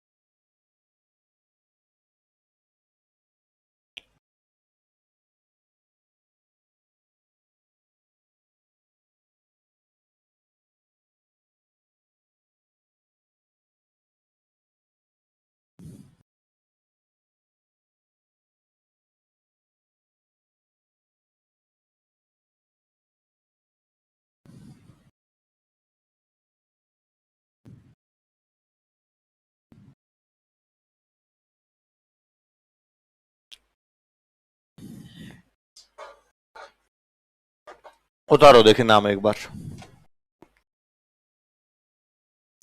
ऊपर से बोलो देखिए। उधर से आमेर से कौन गया लड़ने के लिए? पृथ्वीराज। मारवाड़ से कौन आया था? हालांकि उस समय राजा नहीं था मालदेव, उसके पिताजी राजा थे, पिताजी का नाम था गंगा, पर गंगा जी खुद नहीं गए, उन्होंने अपने राजकुमार को भेज दिया। राजकुमार कौन था? मालदेव। तो एक बार सवाल था कि मारवाड़ का कौन सा राजकुमार खानवा के युद्ध में सहायता करने के लिए गया था? तो कौन सा राजकुमार? मालदेव। बीकानेर का कौन सा राजकुमार आया? कल्याणमल। हालांकि उसके पिताजी वहां के राजा थे, पिताजी का नाम क्या था? जैत सिंह। मेड़ता का कौन सा राजा आया? वीरमदेव। उसके बाद कौन सा लिखा? ईडर। ईडर से कौन सा आया? मैंने कहा था भारमल रायमल की लड़ाई में तो सांगा ने किसको सपोर्ट किया था? रायमल। लेकिन रायमल के मरने के बाद सांगा ने राजा किसको बना दिया था? भारमल। चंदेरी से कौन आया इधर से? ये तो आना ही है दोस्त उसका। आगे कौन है आपका? सिरोही से कौन है? अखिराज देवड़ा। डूंगरपुर बांसवाड़ा को मिला के अपने बोलते वागड़, तो वागड़ से कौन आया था? उदय से। प्रतापगढ़ को बोलते देवलिया, प्रतापगढ़ को क्या कहा करते थे? तो देवलिया से कौन है आपका? बाघ सिंह। सलुम्बर वाले हरावल में रहते थे, तो सलुम्बर से कौन गया? रतन सिंह चुंडावत। चुंडा के जो वंशज हुए वो क्या कहलाए? चुंडावत। सादड़ी का कौन है? झाला। सादड़ी चित्तौड़गढ़ जिले में एक जगह पड़ती है, झाला राजपूतों का ठिकाना था, तो यहां से कौन गया? झाला अज्जा। और मेवात, अलवर वाले इलाके को अपने क्या बोला करते थे? मेवात। मेवात से लड़ने के लिए कौन गया? हसन खान मेवाती। कौन गया? और अफगानों की सेना लेगी कौन लड़ रहा है? महमूद लोदी। अरे अभी तो ऊपर लिखवाया है कि बाबर किसके साथ गठबंधन बना रहा है? महमूद लोदी। तो अफगानों की सेना लेके कौन लड़ रहा है? बाबर मुगल था। बाबर क्या था? बाबर बेसिकली था उज्बेक, उज्बेकिस्तान का रहने वाला था, तो क्या हो गया? उज्बेक। उज्बेकों में भी कौन सा उज्बेक था? तो वो था मुगल। कौन सा था? मुगल। और ये लोदी थे, ये थे अफगान। लोदी कौन थे? तो अफगानों और मुगलों में आपस में वैसे नहीं बनती, क्योंकि अफगानों का शासन आगे खत्म किसने किया है? बाबर। बाबर कौन है? मुगल। अब मुगलों के खिलाफ कौन लड़ रहा है? सांगा। तो सारे के सारे अफगान लड़ने के लिए किसकी तरफ से आगे? सांगा। और अफगानों का कौन सा नेता आया लड़ने के लिए? महमूद लोदी। कौन आया था? पल्ले पड़ेगी बात। मुसलमानों में दो बड़े सेनापति सांगा की तरफ से लड़ रहे हैं, एक तो महमूद लोदी और एक कौन लड़ रहा है आपका? हसन खान। इसलिए हम कह सकते हैं कि खानवा के युद्ध को बाबर ने कहा था जिहाद है। बाबर ने क्या कहा था? जिहाद का मतलब हिंदू मुस्लिम की लड़ाई है, कि हम मुसलमान कल हिंदुओं के खिलाफ लड़ेंगे। लेकिन सांगा की तरफ से ऐसा कोई भी जिहाद नहीं था। सांगा अपने राजस्थान के, भारत के सभी राजाओं को लेके लड़ रहा था, उसके साथ में मुसलमान राजा भी लड़ रहे थे। जैसे अफगानों का नेतृत्व कौन कर रहा है? महमूद लोदी। और मेवात की तरफ से कौन है? हसन खान मेवात। नीचे वाले दो नाम के स्टार लगाना, सादड़ी का झाला अज्जा और मेवात वाला हसन खान मेवाती। ये पूछेंगे आपसे, झाला अज्जा तो अभी अपने काम आएगा, याद रहेंगे आपके। तो कोई पूछे कि खानवा के युद्ध में लड़ने वाले मुस्लिम सेनापति कौन कौन थे, तो कौन कौन थे बताओ देखिए।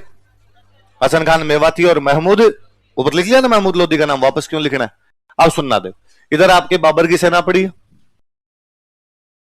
और बाबर के पास मैंने आपको बताया था कि बाबर के पास में तोपें थी। क्या थी उसके पास में? तो अपनी तोपें लेके पड़ा हुआ सामने की तरफ। इधर जो आपके सांगा है, सांगा की सेना इधर सामने की तरफ लगी हुई। सांगा की सेना ज्यादा है, बाबर की सेना कम है। सांगा के साथ में राजस्थान के खूब सारे राजा है, पर अपने राजाओं के लड़ने का तरीका बड़ा अजीब सा हुआ करता। अब से वागड़ से कौन गया लड़ने के लिए बताओ देखे? उदय से। वागड़ वाला उदय सिंह मान लो यहां खड़ा है अपने 7,000 फौजियों के साथ। कितने फौजियों के साथ? आमेर से कौन गया लड़ने के लिए? वो अपने यहां खड़ा है अपने 4,000 फौजियों के साथ।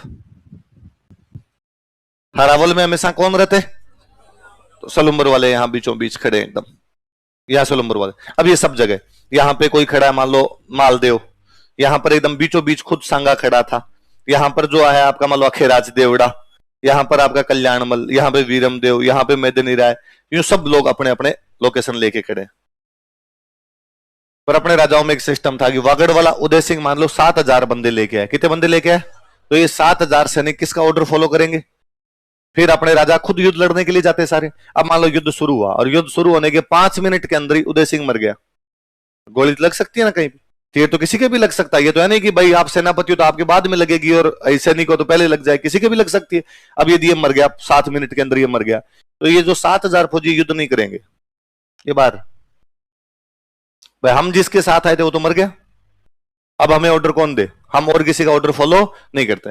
ये अमेर वाला पृथ्वीराज है, ये मान लो 4,000 फौजी लेके आया और ये मर गया, आधे घंटे बाद में मर गया, तो इसके साथ वाले 4,000 अब युद्ध अपने केवल उसी का ऑर्डर मानते जिसके नेतृत्व में आते थे, बाकी किसी का ऑर्डर फॉलो आई बात सुन, एक बहुत बड़ी समस्या हुआ करती।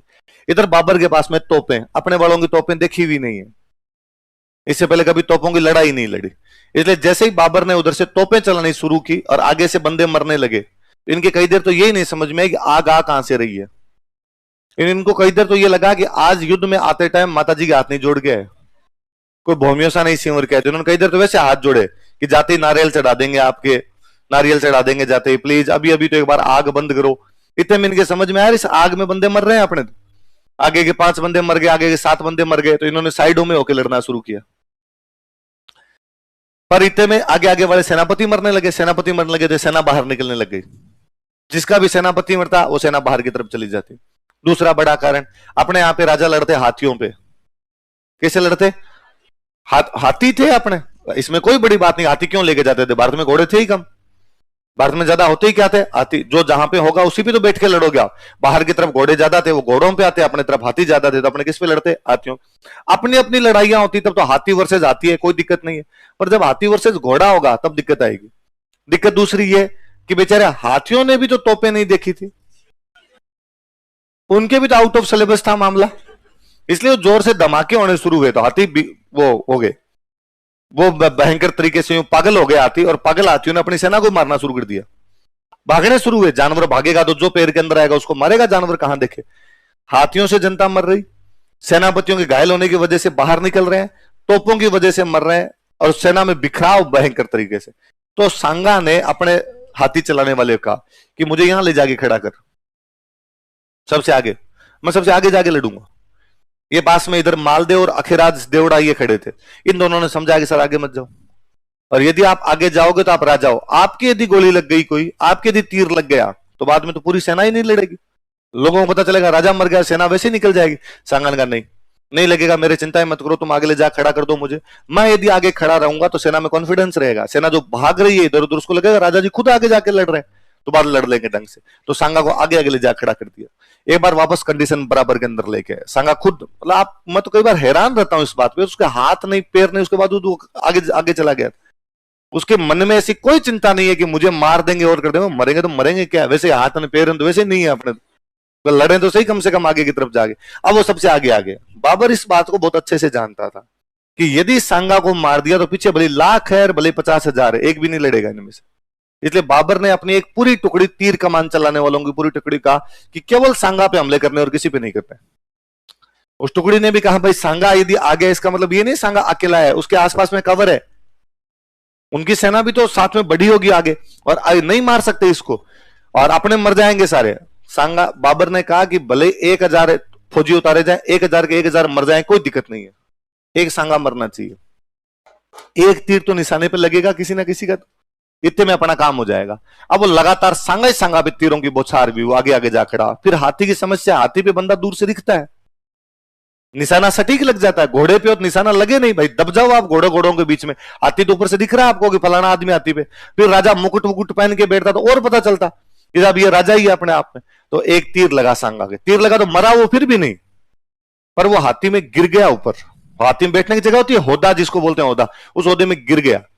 अब वो गिरा तब इन पीछे वाले सबने देखा भाई यहां तक भी दिखेगा, अरे वो तीर लगान गिर गया, इनको लगा मर गया, तो ये सारे निकल गए पीछे से। आगे वालों ने खूब कन्वे किए उधर से मैसेज, अरे नहीं मरा अभी, घायल हुआ है घायल हुआ है। पर इतने आप जगह के अंदर पहुंचाओ कैसे ये मैसेज, तब तक सेना बिखर चुकी थी। इन्होंने वापस यूं लड़ने की कोशिश तो की।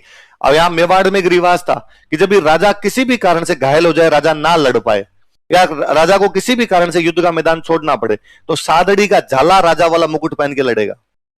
और सादड़ी का झाला कौन था कि हरावल में तो हमेशा रहेंगे सलूम्बर के चुंडावत, और राजा का मुकुट धारण करने की यदि बारी आई तो कौन धारण करेगा? सादड़ी का झाला। सादड़ी का झाला कौन था? तो फटाफट सादड़ी वाले झाला को सांगा वाला मुकुट पहनाया और उस हाथी पे बिठाया, ताकि पीछे दिखे कि नहीं राजा बैठा है, राजा बैठा है।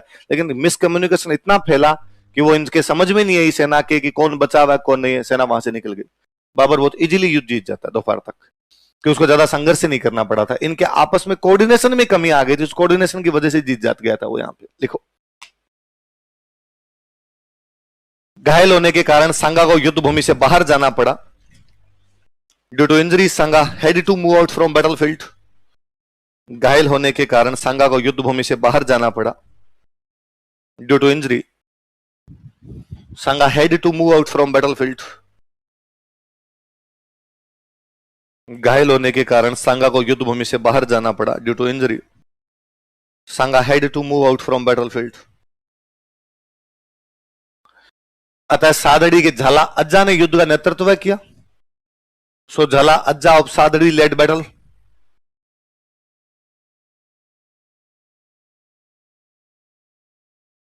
अतः सादड़ी के झाला अज्जा ने युद्ध का नेतृत्व किया. So Jhala Ajja of Sadri led battle. Sadri के झाला अज्जा ने युद्ध का नेतृत्व किया. झाला Ajja of Sadri led battle. युद्ध में बाबर की जीत हुई. Babur won this battle. युद्ध में बाबर की जीत हुई. Babur won this battle. तथा उसने गाजी की उपाधि धारण की. मैंने बताया था वे योद्धा जो धर्म के लिए लड़ते उनको क्या बोला करते थे? गाजी.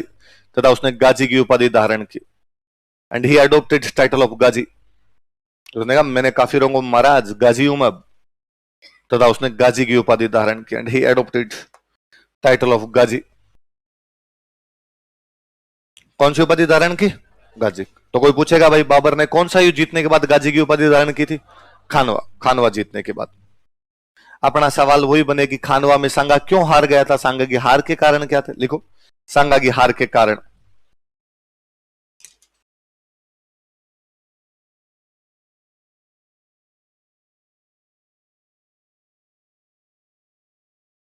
सांगा की हार के कारण. कॉजेज ऑफ डिफीट ऑफ सांगा.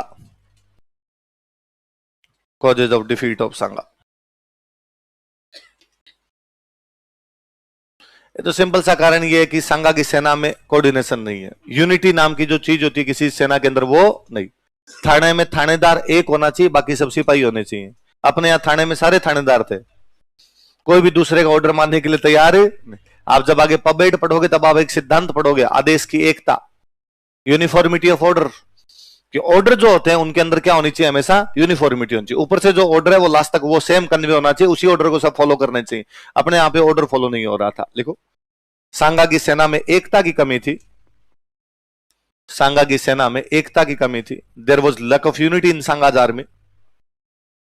सांगा की सेना में एकता की कमी थी. There was lack of unity in Sanga's army.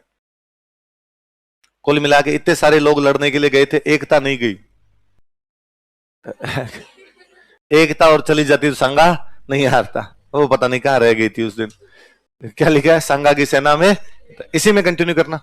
तथा उसकी सेना अलग अलग सेनापतियों के नेतृत्व में लड़ रही थी. And his army was fighting under leadership of different commander in chiefs. तथा उसकी सेना अलग अलग सेनापतियों के नेतृत्व में लड़ रही थी. And his army was fighting under different commander in chiefs, under leadership of different commander in chiefs. Under leadership of different commander in chiefs. उसकी सेना अलग अलग सेनापतियों के नेतृत्व में लड़ रही थी. And his army was fighting under leadership of different commander in chiefs. अलग अलग सेनापतियों के नेतृत्व में लड़ रही थी. अच्छा, आपने एक पढ़ा था कि तराइन का पहला युद्ध 1191 में हुआ और दूसरा हुआ 1192 में. तो अपने पढ़ते हैं कि पृथ्वीराज ने गौरी को युद्ध की तैयारी का ये सिद्धांत तो यहां भी लागू हो रहा है कि बयाना हो गया आपके 16 फरवरी को. खानवा कब हो रहा है? 17 मार्च. आप कहीं ना कहीं एक महीने का टाइम तो दे ही रहे हो. आप अचानक हमला कर देते तो बाबर को संभलने का मौका नहीं मिलता. वो कैसे तो तोपे लगाता, कैसे आपकी जासूसी करवाता. तो हम कह सकते हैं कि बयाना युद्ध के बाद सांगा ने बाबर को युद्ध की तैयारी का. लिखो बयाना युद्ध के बाद, आफ्टर बैटल ऑफ बयाना. बयाना युद्ध के बाद, आफ्टर बैटल ऑफ बयाना, सांगा ने बाबर को युद्ध की तैयारी का समय दे दिया था. Sanga gave enough time to Babur for preparation of the battle. Sanga ने बाबर को युद्ध की तैयारी का पर्याप्त समय दे दिया था. Sanga gave enough time to Babur for preparation of the battle. Sanga gave enough time to Babur for preparation of the battle. Sanga ने बाबर को युद्ध की तैयारी का पर्याप्त समय दे दिया था. युद्ध की तैयारी का पर्याप्त समय दे दिया था. तो हम ये भी कह सकते हैं कि सांगा इतना घायल था, आगे चला गया. यदि उस दिन आगे ना जाता और पीछे इससे डिक्टेट करता तो मामला कुछ कुछ संभल गया था, ये वापस लड़ लेते. लेकिन आगे जाने की वजह से सांगा को तीर लग जाता है. तीर लग गया तो बाकी सेना बाद में नहीं संभली, चुपचाप वहां से निकल गई. तो देखो घायल होने के बावजूद सांगा खुद युद्ध के मैदान में चला गया था. Injured Sanga himself appeared in the battlefield. घायल होने के बावजूद सांगा खुद युद्ध के मैदान में चला गया था। Injured Sanga himself appeared in the battlefield. घायल होने के बावजूद सांगा खुद युद्ध के मैदान में चला गया था। Injured Sanga himself appeared in the battlefield. Sanga खुद युद्ध के मैदान में चला गया था। अच्छा, एक जब सांगा हारने लगा, बाबर की जीत होती दिखी, वो तोपों से लोग मरने लगे, तो सांगा के कई साथी सांगा से विश्वासघात कर गए। मध्य प्रदेश में एक जगह पड़ती है रायसीन। कौन सी जगह? और रायसीन का एक बंदा था, इसका नाम था सलहदी तंवर। क्या नाम था बंदे का? सलहदी तंवर। ये आया था सांगा की तरफ से लड़ने के लिए, लेकिन बाद में बीच में किससे जाके मिल गया था? बाबर से जाके मिल गया था। एक आपके नागौर से गए थे लड़ने के लिए खानजादे मुस्लिम। ये नागौर वाले भी लड़ने तो गए थे सांगा की तरफ से, लेकिन बाद में बीच में जाके किससे मिल गए थे? उसे बाबर से जाके मिल गए। अच्छा, चलते युद्ध के अंदर आपका बंदा उधर चला जाता है। एक समस्या सीधी सीधी कि आपकी संख्या कम होगी, अगले की संख्या ज्यादा होगी। दूसरी बड़ी समस्या यह है कि जो आपकी तरफ से जाएगा वो आपकी प्लानिंग भी तो बताएगा। आपके पास कितना सामान है, कितने सैनिक है, कैसे लड़ोगे, जो सारी प्लानिंग आपने तैयार की थी वो किसको पता चल गई? बाबर को। तो लिखो, सांगा के कुछ साथियों ने विश्वासघात किया। Some allies of Sanga betrayed him. Sanga के कुछ साथियों ने उससे विश्वासघात किया। Some allies of Sanga betrayed him. Some allies of Sanga betrayed him. Sanga के कुछ साथियों ने उससे विश्वासघात किया तथा युद्ध के बीच में बाबर से मिल गए थे। And they joined hands with Babur during battle. तथा युद्ध के बीच में ही बाबर से मिल गए थे। And they joined hands with Babur during battle. तथा युद्ध के बीच में ही बाबर से मिल गए थे। And they joined hands with Babur during battle. जैसे नाम लिखो, रायसीन का सलहदी तंवर। सलहदी तंवर ऑफ रायसीन। रायसीन का सलहदी तंवर। सलहदी तंवर ऑफ रायसीन। तथा नागौर के Khanzade Muslim. And Khanzade Muslims of Nagaur. तथा नागौर के Khanzade Muslim. Khanzade Muslims of Nagaur. कितने पॉइंट हो गए? ये 4 पॉइंट तो हो गई है कि भाई आपके सांगा क्यों हार रहा है। सांगा इसलिए हार रहा है कि उसकी सेना में एकता की कमी है। घायल होने के बावजूद खुद युद्ध के मैदान में चला गया। युद्ध की तैयारी का उसने बाबर को टाइम दे दिया और उसके कई साथी उसे विश्वासघात करके किसे जाके मिल गए। फिर अपने आप में यह भी तो बात है कि सांगा हारा है तो बाबर जीता है, तो बाबर में भी ऐसे कारण रहे होंगे कि बाबर जीत रहा है, तो क्या कारण रहे होंगे इसी में लिखना। अगला 5 नंबर ही लिखना अपने। सबसे बड़ा मैंने अभी बताया कि बाबर अपने साथ में क्या लेके आया था? तोपें। क्या लेके आया था? लिखो अगला, बाबर का तोप खाना। Artillery of Babur. बाबर का तोप खाना। Artillery of Babur. ये अंतर अपने आप में कि आपके पास तोपें नहीं है, अगले के पास में तोपें। बाबर का तोप खाना। एक और सुनना, देखो यहां अपने सेनाओं की लड़ाई ये थी, अपने पोजीशन ये हुआ करती कि आमने सामने की लड़ाई होती। इस सैनिक से ये लड़ेगा, इससे ये लड़े, इससे ये लड़े, इससे ये लड़े। तोप भाले से भाले वाला लड़े, तलवार से तलवार वाला लड़े, तीर कमान वालों से तीर कमान वाला लड़े। सीधा सिस्टम हुआ करता। बाबर उज्बेक था। उज्बेकों की एक पद्धति और हुआ करती, तुलगुमा। क्या हुआ करता? तुलगुमा पद्धति यह कहती है कि जब युद्ध चल रहा है एकदम आमने सामने की जब लड़ाई चल रही, जब एकदम पीक पे युद्ध चल रहा है, इधर से ये सेना लड़ रही है, इधर से इनकी सेना लड़ रही है, तब बाबर ने अपनी एक टुकड़ी इधर से उतारी, एक टुकड़ी इधर से उतारी। 3 तरफ से घेर के मारना। सामने की लड़ाई है, एक टुकड़ी यहां से उतारी जाए, एक टुकड़ी यहां से उतारी जाए। अपने वालों को यह लड़ाई तो आती नहीं थी। अपने वालों की लड़ाई ये थी, इससे ये लड़ रहा है। अब ये इधर वाले बंदे ने आके जब इधर वाले पे अटैक किया, ये तो लड़ ही रहा था, ये आके वो लड़ने लगा, तो अपने वालों को ये पल्ले ही नहीं पड़ा ये क्यों आ गया इधर से। अपने वालों को इधर तो एक चिटिंग है, चिटिंग सामने से आओ, इधर से नहीं आ सकते, इतने में सल्ट आ गए वो। लिखो बाबर की तुलगुमा युद्ध पद्धति। Tulughma tactic of warfare of Babur. Tulughma tactic of warfare of Babur. Babur की तुलगुमा युद्ध पद्धति। बाबर की तुलगुमा युद्ध पद्धति। कौन सी युद्ध पद्धति? तो ये तो बाबर के पास में तोपें थी, वो अपने आप में डिफरेंस है। एक बाबर के लड़ने का तरीका एक अलग सा था, अजीब सा तरीका था, और वो तरीका भी अपने वालों को आता फिर दो वो डिफरेंस जो मैंने हमेशा बताया आपको कि बाहर वाला जब भी कोई जीते और अपने वाला जब भी कोई हारे, हमेशा दो लिखने। उनके पास घोड़े थे और हमारे पास हाथी थे, उनके पास हल्के हथियार थे और हमारे पास, लिखो, बाबर की सेना ने घोड़ों का प्रयोग किया था। Babur's army used horses. Babur की सेना ने घोड़ों का प्रयोग किया था। Babur's army used horses. जबकि सांगा की सेना ने हाथियों का प्रयोग किया। अनलाइक एलिफेंट्स बाई सांगाजार में, जबकि सांगा की सेना ने हाथियों का प्रयोग किया। अनलाइक एलिफेंट्स बाई सांगाजार में, जबकि सांगा की सेना ने हाथियों का प्रयोग किया। अनलाइक एलिफेंट्स बाई सांगाजार में।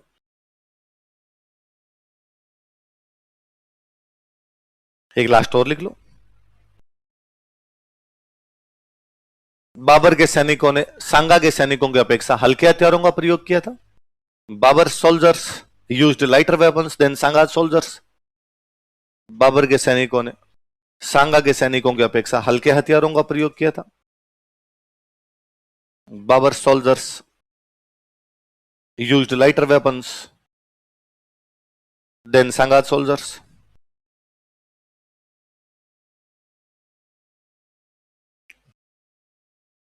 कैसे हथियारों का प्रयोग किया था? हल्के हथियारों का प्रयोग किया था। याद रह जाएगा। सांगा क्यों हारा? चार कारण। एकता की कमी है, घायल होने के बाद बावजूद खुद युद्ध के मैदान में चला गया, युद्ध की तैयारी का टाइम दे दिया था, और साथियों ने क्या किया? विश्वास। बाबर क्यों जीत रहा है? उसके बाद तोपे है, उसका लड़ने का तरीका तुलगुमा है, उनके पास में घोड़े हैं और उनके पास में हल्के हथियार। याद रहेगी चारों बात, चारों आठ। आप कभी कोई पूछ ले खाना वगैरह में बाबर क्यों जीत गया, तो भी ये लिखना। सांगा क्यों हार गया, तो भी लिखना। बात तो एक ही दोनों को। देखो खानवा युद्ध का महत्व है, या खानवा युद्ध का प्रभाव, इंपैक्ट ऑफ बैटल ऑफ खानवा। खानवा युद्ध का प्रभाव, इंपैक्ट ऑफ बैटल ऑफ खानवा। तराइन वाले युद्ध का प्रभाव याद है थोड़ा थोड़ा आपको? तराइन वाले में अपने पढ़ रहे थे एक बात कि भाई पृथ्वीराज हार गया था, तो गौरी के उत्तराधिकारियों के लिए भारत में राज करना क्या हो गया? यहां पे भी तो सांगा जैसा बड़ा राजा आ रहा है, तो बाबर के लिए भारत में राज करना। और यहां पे तो सांगा नहीं, दोनों हार गए, अफगान और राजपूत दोनों एक साथ ही।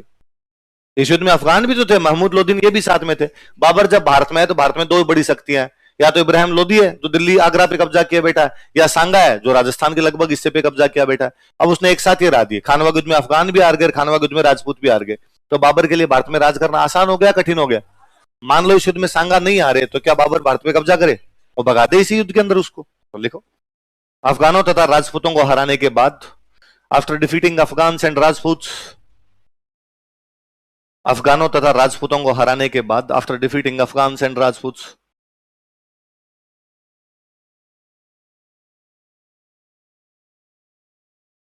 बाबर के लिए भारत में राज करना आसान हो गया था। It became easier for Babur to rule over India. Babur के लिए भारत में राज करना आसान हो गया था। It became easier for Babur to rule over India. Babur के लिए भारत में राज करना आसान हो गया था।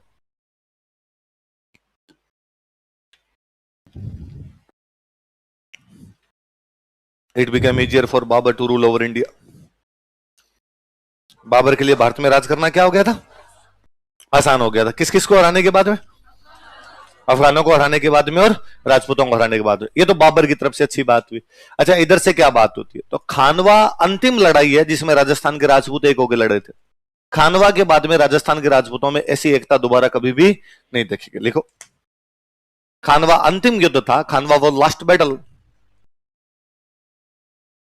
खानवा अंतिम युद्ध था। खानवा वो लास्ट बैटल, जिसमें राजस्थान के राजपूत राजाओं में एकता दिखाई दी। In which unity among Rajput kings of Rajasthan was seen. In which unity among Rajput kings of Rajasthan was seen, जिसमें राजस्थान के राजपूत राजाओं में एकता दिखाई दी। In which unity among Rajput kings of Rajasthan was seen. ये सारे एक झंडे के नीचे आ गए थे। Unity among Rajput kings of Rajasthan was seen. Rajasthan के राजपूत राजाओं में एकता दिखाई दी। सांगा राजपूतों में लास्ट राजा है जो दिल्ली पे कब्जे का प्रयास कर रहा है। सांगा के बाद में किसी भी राजा ने दिल्ली को इस प्रकार से चैलेंज नहीं, ये डायरेक्ट दिल्ली को चैलेंज कर रहा है कि भाई आप बाबर से लड़ने के लिए आगरा के पास में जा रहे हो, दिल्ली के पास में जा रहे हो। इसका मतलब सांगा बाबर को चैलेंज कर रहा है। इसके बाद में कोई भी इस प्रकार का राजा दिल्ली को चैलेंज नहीं कर पाया, दिल्ली के राजाओं को चैलेंज नहीं कर पाया, लड़े हैं बाद में, ये नहीं लड़ाइयां बंद हो गई। आप कह सकते हो कि सर महाराणा प्रताप भी तो लड़े थे, पर महाराणा प्रताप मेवाड़ में लड़ रहे हैं, कहां पे लड़ रहे हैं, धौलपुर जाके थोड़ी लड़े, या भरतपुर में जाके थोड़ी लड़े हैं। ये कांड यदि कोई करके गया था तो अंतिम आदमी ये कौन था, बाद में तो घर की लड़ाइयां हैं। तो दो चीज है, एक तो यह है कि आपका घर है और गुंडे उस पर कब्जा करने के लिए आ गए, आप जी जान लगा के लड़ोगे, आप अपने घर पे किसी को कब्जा करने नहीं दो। अब मेरा घर है भाई, गुंडे भले कितने शक्तिशाली है पर मेरा घर तो नहीं छूटेगा, मुझे मारो और मेरे घर पे कब्जा कर लो। महाराणा प्रताप, चंद्रसेन, दुर्गादास वाली लड़ाइयां घर की लड़ाइयां हैं। यहां तो सांगा खुद कह रहा है मैं तुम्हारे प्लॉट पे कब्जा करूंगा। अलग अलग बातें हैं ना दोनों, तो लिखो सांगा अंतिम राजपूत राजा था, सांगा वो लास्ट राजपूत किंग।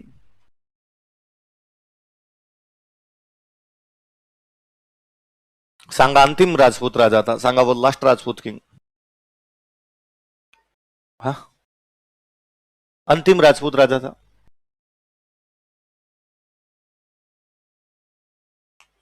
अंतिम राजपूत राजा था जिसने दिल्ली को सीधे चुनौती देने का प्रयास किया, या जिसने दिल्ली को सीधे चुनौती दी, लिख लो, जिसने दिल्ली को सीधे चुनौती दी, वो डायरेक्टली चैलेंज दिल्ली, वो डायरेक्टली चैलेंज दिल्ली, जिसने दिल्ली को सीधे चुनौती दी थी, वो डायरेक्टली चैलेंज दिल्ली। अरे बड़ा गजब दिमाग वाला आदमी था। खानवा में इसका तो वो फेल ही हो गया सिस्टम ही पूरा। यदि खानवा उस टाइम ये जीत जाते तो ये भारत का वो सिस्टम ही चेंज कर देता पूरा। दिल्ली पे सबसे अंत में राजपूतों ने राज किया था, वो थे चौहान। कौन थे? पृथ्वीराज चौहान राजा था दिल्ली का। तुर्कों ने कब्जा कर लिया, उसके बाद दिल्ली कभी भी राजपूतों के हाथ में नहीं है। पृथ्वीराज चौहान के वंशज जो हार गए थे, अजमेर में हार गए, दिल्ली में हार गए, वो जाके शिफ्ट हो गए यूपी। कहां शिफ्ट हो गए? कई यहां लड़ाइयों में मर मुर आ गए, जो परिवार यहां पे थोड़े बहुत बचे वो यूपी जाके शिफ्ट हो गए। यूपी में दो तीन डिस्ट्रिक्ट यदि आपने नाम सुने तो मैनपुरी, इटावा, है ना, ऐसे दो तीन डिस्ट्रिक्ट, इन मैनपुरी इटावा वाले इलाकों में जाके शिफ्ट हो गए। वहां पे एक ब्रांच जो थी चौहानों की वो चली गई रणथंभौर। पृथ्वीराज का एक बेटा चला गया रणथंभौर, बाकी वाले कोई भाई बेटे बच्चे होंगे वो किधर चले गए? आपके यूपी की तरफ चले गए। रणथंभौर वाली ब्रांच 1301 में हार गई, हमीर हार गए अलाउद्दीन खिलजी से। तो रणथंभौर वालों में भी जो बचे वो भी चले गए यूपी। पता था यार अपने बाकी परिवार के लोग कहां रहते हैं, वहां मैनपुरी इटावा में रहते हैं, तो वो भी जाके मैनपुरी इटावा में शिफ्ट हो गए। एक चले गए 1192 के आसपास, एक चले गए 1301 के आसपास, मतलब एक 1200 मान लो और एक 1300 मान लो। अब चल रहा है 1527, मतलब उनको गए हुए 300 साल हो गए। कितने साल हो गए? खानवा के युद्ध से पहले सांगा उनको मैसेज करता है, और सांगा उनको मैसेज करके कहता है कि आ जाओ लो, यूपी से खानवा जाओ, और इस बार अपने दिल्ली और आगरा दोनों जीतेंगे, और दिल्ली आगरा जीतने के बाद मैं तुम्हें दिल्ली दूंगा। तुम्हें क्या दूंगा? क्योंकि दिल्ली लास्ट टाइम में चौहानों की थी, तुम्हारे बाप दादाओं की थी, तो मेरा साथ दो, और जीतने के बाद तुम मेरे से क्या रख लेना? दिल्ली रख लेना। वो आए सारे के सारे लड़ने के लिए आए, मैनपुरी इटावा वाले चौहान इस युद्ध के अंदर, लेकिन हार गए खानवा। तो अब आप दिल्ली कहां से दोगे? तो उसने चौहानों को कहा कि चलो एक बार मेरे साथ मेवाड़ चलो, थोड़े दिन बाद और लड़ाई करेंगे, तब वापस दिलवाएंगे आपसे। लेकिन थोड़े दिनों बाद सांगा तो मर गया।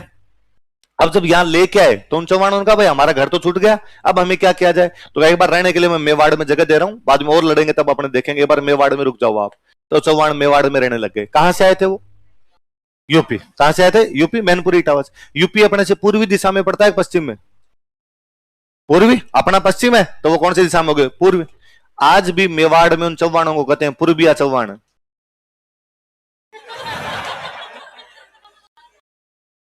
क्या बोलते हैं उनको? क्यों कहते हैं पूर्वीय? क्यों? कहां से आ गए थे वो? ये झाला जो है, झाला आज जा रही है, बट ये गुजराती है सारे। ये कहां के थे? सांगा इस युद्ध में बुला गया था इनको, इस युद्ध से पहले इकट्ठे करने शुरू कर दिए थे इसने। आ जाओ, मेवाड़ में जितने अलग अलग प्रकार के लोग हैं सारे सांगा के टाइम में, सोलंकियों को, झालाओं को, परमारों को, चौहानों को, राठौड़ों को, उसने खूब सारे लोगों को इकट्ठा किया। आओ इस बार ढंग से लड़ना है आपने। तो इसमें दिमाग तो गजब ही था इस आदमी के अंदर, और उतना ही बड़ा योद्धा हुआ अपने आप में। पर वो आपकी एक सिंगल गलती भारी पड़ गई कि आप युद्ध के मैदान में आगे चले गए थे, या आपने उसको युद्ध की तैयारी का क्या दे दिया था? टाइम। तो 1527 हमारे घड़ी की वो सुई है जिसका कांटा किधर भी हिल सकता था, वो कांटा बाबर के पक्ष में हिल गया, इसलिए मुगलों के शासन की क्या होगी? भारत में शुरुआत हो। तो सांगा अंतिम राजपूत राजा था जिसने दिल्ली को सीधे चैलेंज किया था। इसके बाद में कोई भी राजपूत राजा इस प्रकार से दिल्ली को चैलेंज, उसके बाद वाले जो लड़ रहे थे वो अपना घर बचाने के लिए लड़ रहे थे। आई बात समझो? फिर सांगा इतना बड़ा राजा है कि बाकी सबको झंडे के नीचे लेके चल रहा है, इसके बाद इतने बड़े राजा ही नहीं है। जब राजा बड़े होंगे तो उनके पास धन ज्यादा होगा, धन ज्यादा होगा तो कल्चरल एक्टिविटी को भी क्या मिलेगा, बढ़ावा ज्यादा, धन ज्यादा तो मंदिर बनवाएगा, महल बनवाएगा, किले बनवाएगा। अब जब राजा ही छोटे छोटे हुए तो धन भी ज्यादा नहीं था तो मंदिर भी ज्यादा नहीं बने, तो कला संस्कृति को नुकसान होगा या फायदा होगा? लिखो, सांगा के बाद बड़े हिंदू राजा नहीं बचे। There were no great Hindu kings after Sanga. Sanga के बाद बड़े हिंदू राजा नहीं बचे। There were no great Hindu kings after Sanga. Sanga के बाद बड़े हिंदू राजा नहीं बचे। There were no great Hindu kings after Sanga. अतः कला व संस्कृति को नुकसान हुआ, अतः हिंदू कला व संस्कृति को नुकसान हुआ, which declined Hindu art and culture, जिसे हिंदू कला व संस्कृति को नुकसान हुआ, which declined Hindu art and culture, Hindu कला व संस्कृति को नुकसान हुआ। सबसे बड़ी बात, इस युद्ध ने राजपूतों की युद्ध में जो कमजोरियां थी वो रिवील की, कि पता चला कि साहब इनके लड़ने के तरीके के अंदर सबसे बड़ी कमी तो है कि कोऑर्डिनेशन नहीं है आपस में, ये किसी एक आदेश नहीं मानते, आदेश केवल अपने सेनापति का मानते हैं। पता चला कि इनको तोपों की जानकारी नहीं है, पता चला कि अभी तक भी किसका प्रयोग करते हैं, हाथियों का, अभी तक भी इन्होंने हल्के हथियार नहीं बनाए। इस युद्ध ने राजपूतों की सामरिक कमजोरियां उजागर की। कैसी कमजोरियां? और वो सेम बात, कमजोरियां तभी पता चलती है जब आप हारते हो। जब तक आप जीतते रहते हो तब तक आपकी कमजोरियां पता, आप सारे टेस्ट में नंबर अच्छे आते रहे, आप सारे एग्जाम पास करते रहे, कुछ ही नहीं पता चलता। जब एग्जाम में फेल होते हो तब अपने सोचते हैं कि हाँ यार टेस्ट तो दिए नहीं थे, या हाँ यार अपने रिटर्न प्रैक्टिस तो की नहीं थी, कुछ ना कुछ तभी पता चलता है आपको। तो लिखो, इस युद्ध ने राजपूतों की सामरिक कमजोरियां उजागर कर दी थी।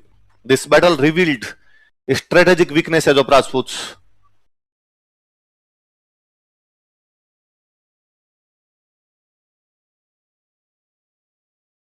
This battle revealed strategic weaknesses of Rajputs. इस युद्ध ने राजपूतों की सामरिक कमजोरियां उजागर कर दी थी। समर, समर का मतलब क्या होता है? युद्ध, सामरिक कमजोर। फिर एक सबसे बड़ी बात, क्या बाबर ये युद्ध जीत लेता है आपका, खानवा का जीत लेता है, क्या उसने राजस्थान पे कब्जा कर लिया? नहीं। क्या उसने मेवाड़ पे कब्जा कर लिया? वो युद्ध जीता है केवल। युद्ध जीतने का मतलब है सांगा को नुकसान ज्यादा हुआ और बाबर को नुकसान कम हुआ। वो अपना युद्ध जीत के चुपचाप अपने दिल्ली और आगरा की तरफ चला गया, क्योंकि वो जानता था कि यदि राजस्थान की तरफ आगे बढ़ने की कोशिश करेगा वापस लड़ लेंगे और तेरी पार इनके खिलाफ पड़नी नहीं। ये मुगलों के बहुत जल्दी समझ में बात आई कि राजस्थान वालों से लड़ेंगे तब तो जब तक अपने चाहेंगे तब तक ये लड़ते रहेंगे, ये जल्दी से हार मानने वाले नहीं है। इसलिए अकबर पॉलिसी चेंज कर देता है। अकबर ने कहा लड़ाई करनी नहीं है, दोस्तियां कर लो। तो संघर्ष की नीति छोड़ के कैसी नीति अपना ली थी? सहयोग। ये कौन से युद्ध ने डिसाइड कर दिया था? खानवा, कि लड़ाई से पार नहीं पड़ेगी, लड़ाई के अंदर कितनी लड़ाई कर लेंगे, जीत भी जाएंगे तो भी अपने कब्जा तो यहां पे नहीं कर पाएंगे। लिखो, इस युद्ध ने मुगलों की राजपूतों के प्रति भविष्य की नीति का निर्धारण किया था। इस युद्ध ने मुगलों की राजपूतों के प्रति भविष्य की नीति का निर्धारण किया था। This battle decided Mughal future policy towards Rajputs. इस युद्ध ने मुगलों की राजपूतों के प्रति भविष्य की नीति का निर्धारण किया था। This battle decided Mughal future policy towards Rajputs. मुगलों की राजपूतों के प्रति भविष्य की नीति का निर्धारण किया था। Decided Mughal future policy towards राजपूत्स।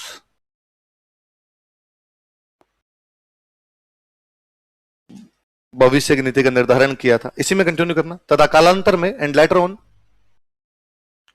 तथा कालांतर में एंड लेटर ऑन अकबर ने संघर्ष के स्थान पर सहयोग की नीति अपनाई थी।